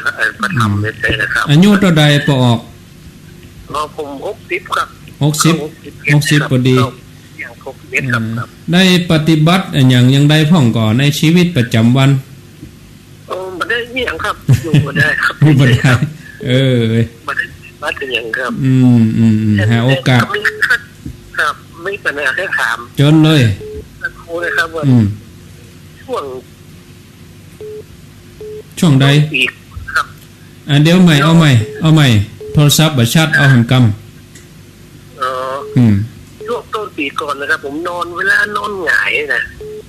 มันจะฝันพอดีครับมีมาเต็กนี่นะครับนอนหงายนะตีหนึ่งนี่นะครับแล้วง่ายใดนอนหงายนายโยมง่ายจะได้ต่อปิ๊กเป็นนอนคว่ำลุยพระเป็นกำนะครับนอนคว่ำจะครับไม่อย่างมาอำค้างไม่อย่างว่านะแต่ว่าเป็นอย่างนี้นะว่าเป็นอย่างนั้นก็บ่อยนะครับช่วงต้นปีก่อนนี่บ่อยแล้วก็แม่ได้ไปถามแม่ทำหมอว่าโดนนั่นโดนนี่นะกินเคยกินหัวหมูหรอโนแล้วเดี๋ยวนี้มีอยู่ก่อนนอนหายแล้วนอนหงายแล้วยังเป็นอยู่ก่อนนอนหงายเดี๋ยวนี้บอกเป็นแล้วครับเป็นก็สบายใจไปเนี้ยเนาะสบายใจนะครับโอ้โหนี่มันคล้ายมันทำนี่นะโมทนาเนอะโมทนาสาธุสายที่9 0998366322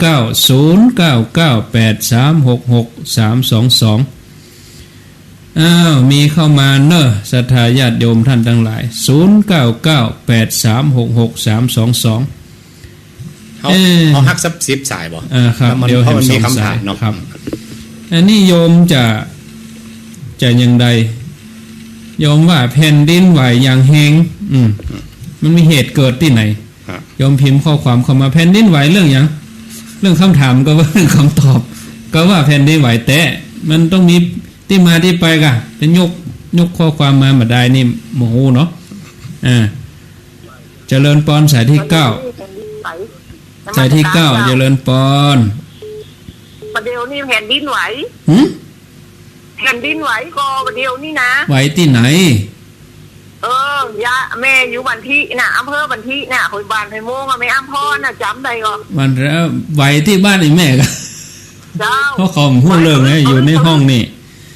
ยอมกับพิมพ์ข้อความมานี่โลว่าแผ่นดินไหวอย่าเขาขออยู่นิ่มหูเหรอแต่วันประตูได้ยินประตูเหมือนกันอะไรเขาแบบสังเกตแม่นอนอยู่จันลมเนี่ยไหวเขาลึกนอนฟังทันเนี่ยนั่นไงเดี๋ยวต้องมีข่าวออกละเนาะถ้ารู้สึกได้แสดงว่ารุนแรงเหมือนกันเพียงเป้าก็ไหวว่ะขยึกเมินก่อนยายจันบนมันไหวแห้งอ่ะเด่นยายนอนอยู่ลุมบ้านจันลุมเนี่ยจะไปตกใจเนอะสาธุเนี่ยแม่ไหวสาธุขึ้นเลยโอ้จับเวลาฟังธรรมพอดีมาประเดี๋ยวนี้เนี่ยบนนั้นเท่าเนี่ยจะไปตกใจตั้งสติเนอะเจ้าโมทนาเขาก็เหมือนเขาอยู่ในจุงจ้านะกะเขาเหมือนเขาอยู่ในจุงจ้าอยู่ในอูนอนในอูแม่ก่อยอูของเขายายมาถวายยันพระเจ้าสิผู้บาสีใจพาลูกคนบนดอยง่มบนดอยง่มเนี่ยมานอนฟังจับแผ่นดินไหวโมทนาเนอะบ้านที่เนาะแม่เนาะบ้านที่เจ้าสาธุอำเภอบ้านที่สาธุอันนี้โยมแจ้งว่าตำบลเทพเสด็จรุนแรงเหมือนกันว่ะเจริญปอนโดมบันธนีจากที่ไหนจากไหน จากวันที่บ้านที่มาแหมาเนาะสายตะกี้นะครับเจ๊กะไม่เนาะโมทนาวางก่อนสายใหม่เปิ้นมาเจริญปอนสายสุดท้ายสายที่10จากที่ไหนนะท่านพระครูไหวก่อนแล้วนะถ้าครูบาเรียนกวางพุทธบอกว่ารับเป็นทุกคืนเป็นทุกแล้วก็สวดมนต์ที่ในหนังสือตรงนี้นะท่านพระครูยันทุนนิมิตอ่ะนิดจริงนะเขาไปให้มันสวดมนต์เนี่ยแต่คนสายนี้ย้อมก็เป็นแล้วจึงรับจึงค้างเนี่ยนะเดียวกับนี้ก็ยังเลยโมทนาเนอะอย่างแรกบ้านเด็กเขาฮานอเจ้าไว้พาเจ้าอินดูบ่เนาะแถมมาหน่อยสายที่11เจริญปอนสุดท้ายไหว้สาเจ้าจากที่ไหนจากวัดเกศกรามเจ้าจะได้วัดเกศไม่จันติดในเวียงแผ่นดินไหวก่อนไหวเจ้ารู้สึกน่ะหาท่านเนี่ยขยิบบ่าย4 โมงกับ5 นาทีว่ะเจ้าไหวไป2 วินาทีว่ะเจ้าอ๋อแม่รู้สึกได้กะรู้สึกกะหาเจ้ากำลังยืนกบถ้าคนรู้สึกได้นี่ศูนย์กลางถ้าจะบ่ไกลแต่ได้เนาะเดี๋ยวเพิ่นถึงออกข่าวเฮามาฟังผู้เจ้าดีกว่าเจ้าโอ้ท่านน่ะเนาะเดี๋ยวไปแผ่นดินไหวนี่ไปทั้งข่าวทีวีพุ่นอันนี้มาฟังผู้เจ้าดีกว่าเนี่ยสบายใจดีมันเป็นเรื่องของแผ่นดินไหวของธรรมชาติเพิ่นเนาะก็ต่อไปก็จะมาทวนสายฮับอยู่11สายที่1ใจสถานสารปีสายที่2แม่แตงสายที่3บ้านทิสายที่4ก็บ้านทิสายที่5นี่อยู่หนองจังกืนสายที่6ดอยสะเก็ดแม่คือสายที่7โยมเปียกสายที่8แม่รินสายที่9บ้านทิสายที่10โรงพยาบาลลานนาสายที่11วัดเกศกาลามขออาจารย์ไล่เตื้อสายว่าครับมีคำถามจะถามครับอาทิตย์มีคำถามก็มีบ้านที่เนาะเป็นประโยคบอกเล่าเด็กเกี้ยครับเอากำสายเนาะเอากำสายเอาบ้านที่ก่อนบ้านที่นี่โยมว่าโยมเวลานอนก็ไหว้พระพุทธคุณธรรมคุณสังฆคุณนั่นเนาะไหว้ไปไหว้มาไหว้ไปไหว้มาก็บัดนี้ก็อายุ70แล้วไหว้แม่ก็ว่าเป็นเกี่ยวกับฝันนี่นะเนาะฝันไปฝันมาเอาไปเอามาก็เต่าเข้าบ้านน่ะนี่โยมผนวกกันให้ชัดดีที่จริงก็อยากจะตัดบทเหมือนกันนะแต่ก็มีโยมเปิ้นว่าอาจารย์ฮับสายกับคนเฒ่าเพิ่นเคยอู้เนาะถ้าไปตัดบทก็มันก็อย่าน้อยใจยังได้ก็ฟังเขามันอู้เสียงแหว ก็เลยเปลี่ยนข้อคิดอาจารย์อาตมากับบ่อยากจะเอารายการนี้เป็นรายการทำนายฝันนี่อู้ตรงๆเนาะกำฝันนี่มันมีเหมือนกันหมดกูโคนน่ะเอกถ้าเขาจะเอากำฝันมาอู้เนี่ยมันก็ตึงบ่จบอู้ได้วันค่ำขึ้นหุ่งแต่คนเฒ่าเปิ้นยังได้ใครฮือตุเจ้าอู้เห็นน้อยบ่ฮู้จะติดลงตัดใดก็เอามาถามตุเจ้าเห็นมันแล้วใจเอาคำถามที่อู้มันใช่เชิงคำถามเนาะจะเป็นยังไงอาจารย์ท่านพระครูนี่ประโยคบอกเล่าบอกเล่าเรื่องบ้านที่เรื่องก็ไหว้กับส่วนไหว้เนาะสายที่1เลยก็สายที่3คนเฒ่าครับบ้านที่ท่านพระครูว่าจะได้ครับเรื่องฝันนี่ขึ้นชื่อว่าปุถุชนนะครับจิตเฮายังบ่สงบเด้อเพราะนั้นมันจะมีเฮากินนักนอนนักธาตุพิการหรือเวลาล้างสังหรณ์อย่างไม่เวทนากล้าห้องยังพ่องป่วยเมื่อยมีส่วนธาตุพิการกินนักนอนนักก็ฝันได้เพราะนั้นวิธีแก้คือเฮาใจธรรมานุสติใจพระปาริตของพระพุทธองค์ที่ตรัสไว้มีต่างแก้เราเหมือนกับกินยาแก้กันคือสวดบทยันทุนนี่มีตังอาศัยพุทธานุภาพธรรมานุภาพสังฆานุภาพอยู่ในยันทุนทั้งหมดมี3บทบทพุทธาบทธรรมาบทสังฆาอาศัยพระพุทธเจ้าคุณพระธรรมเจ้าคุณพระสังฆเจ้านี้จะกำจัดนิมิตร้ายต่างหลายต่างมนได้หมดมันเราตั้งมั่นเราเชื่อมั่นในธรรมะของพระองค์ว่าเราได้สวดพระปริตบทนี้อย่าประฝันให้จะนอนรับฝันดีต้องไปหัดท่องนะเนอะวิเนอะบัญญัติยันทุนมันเหมือนกันพุทธาธรรมาสังฆาตะเหมือนกันครับครับ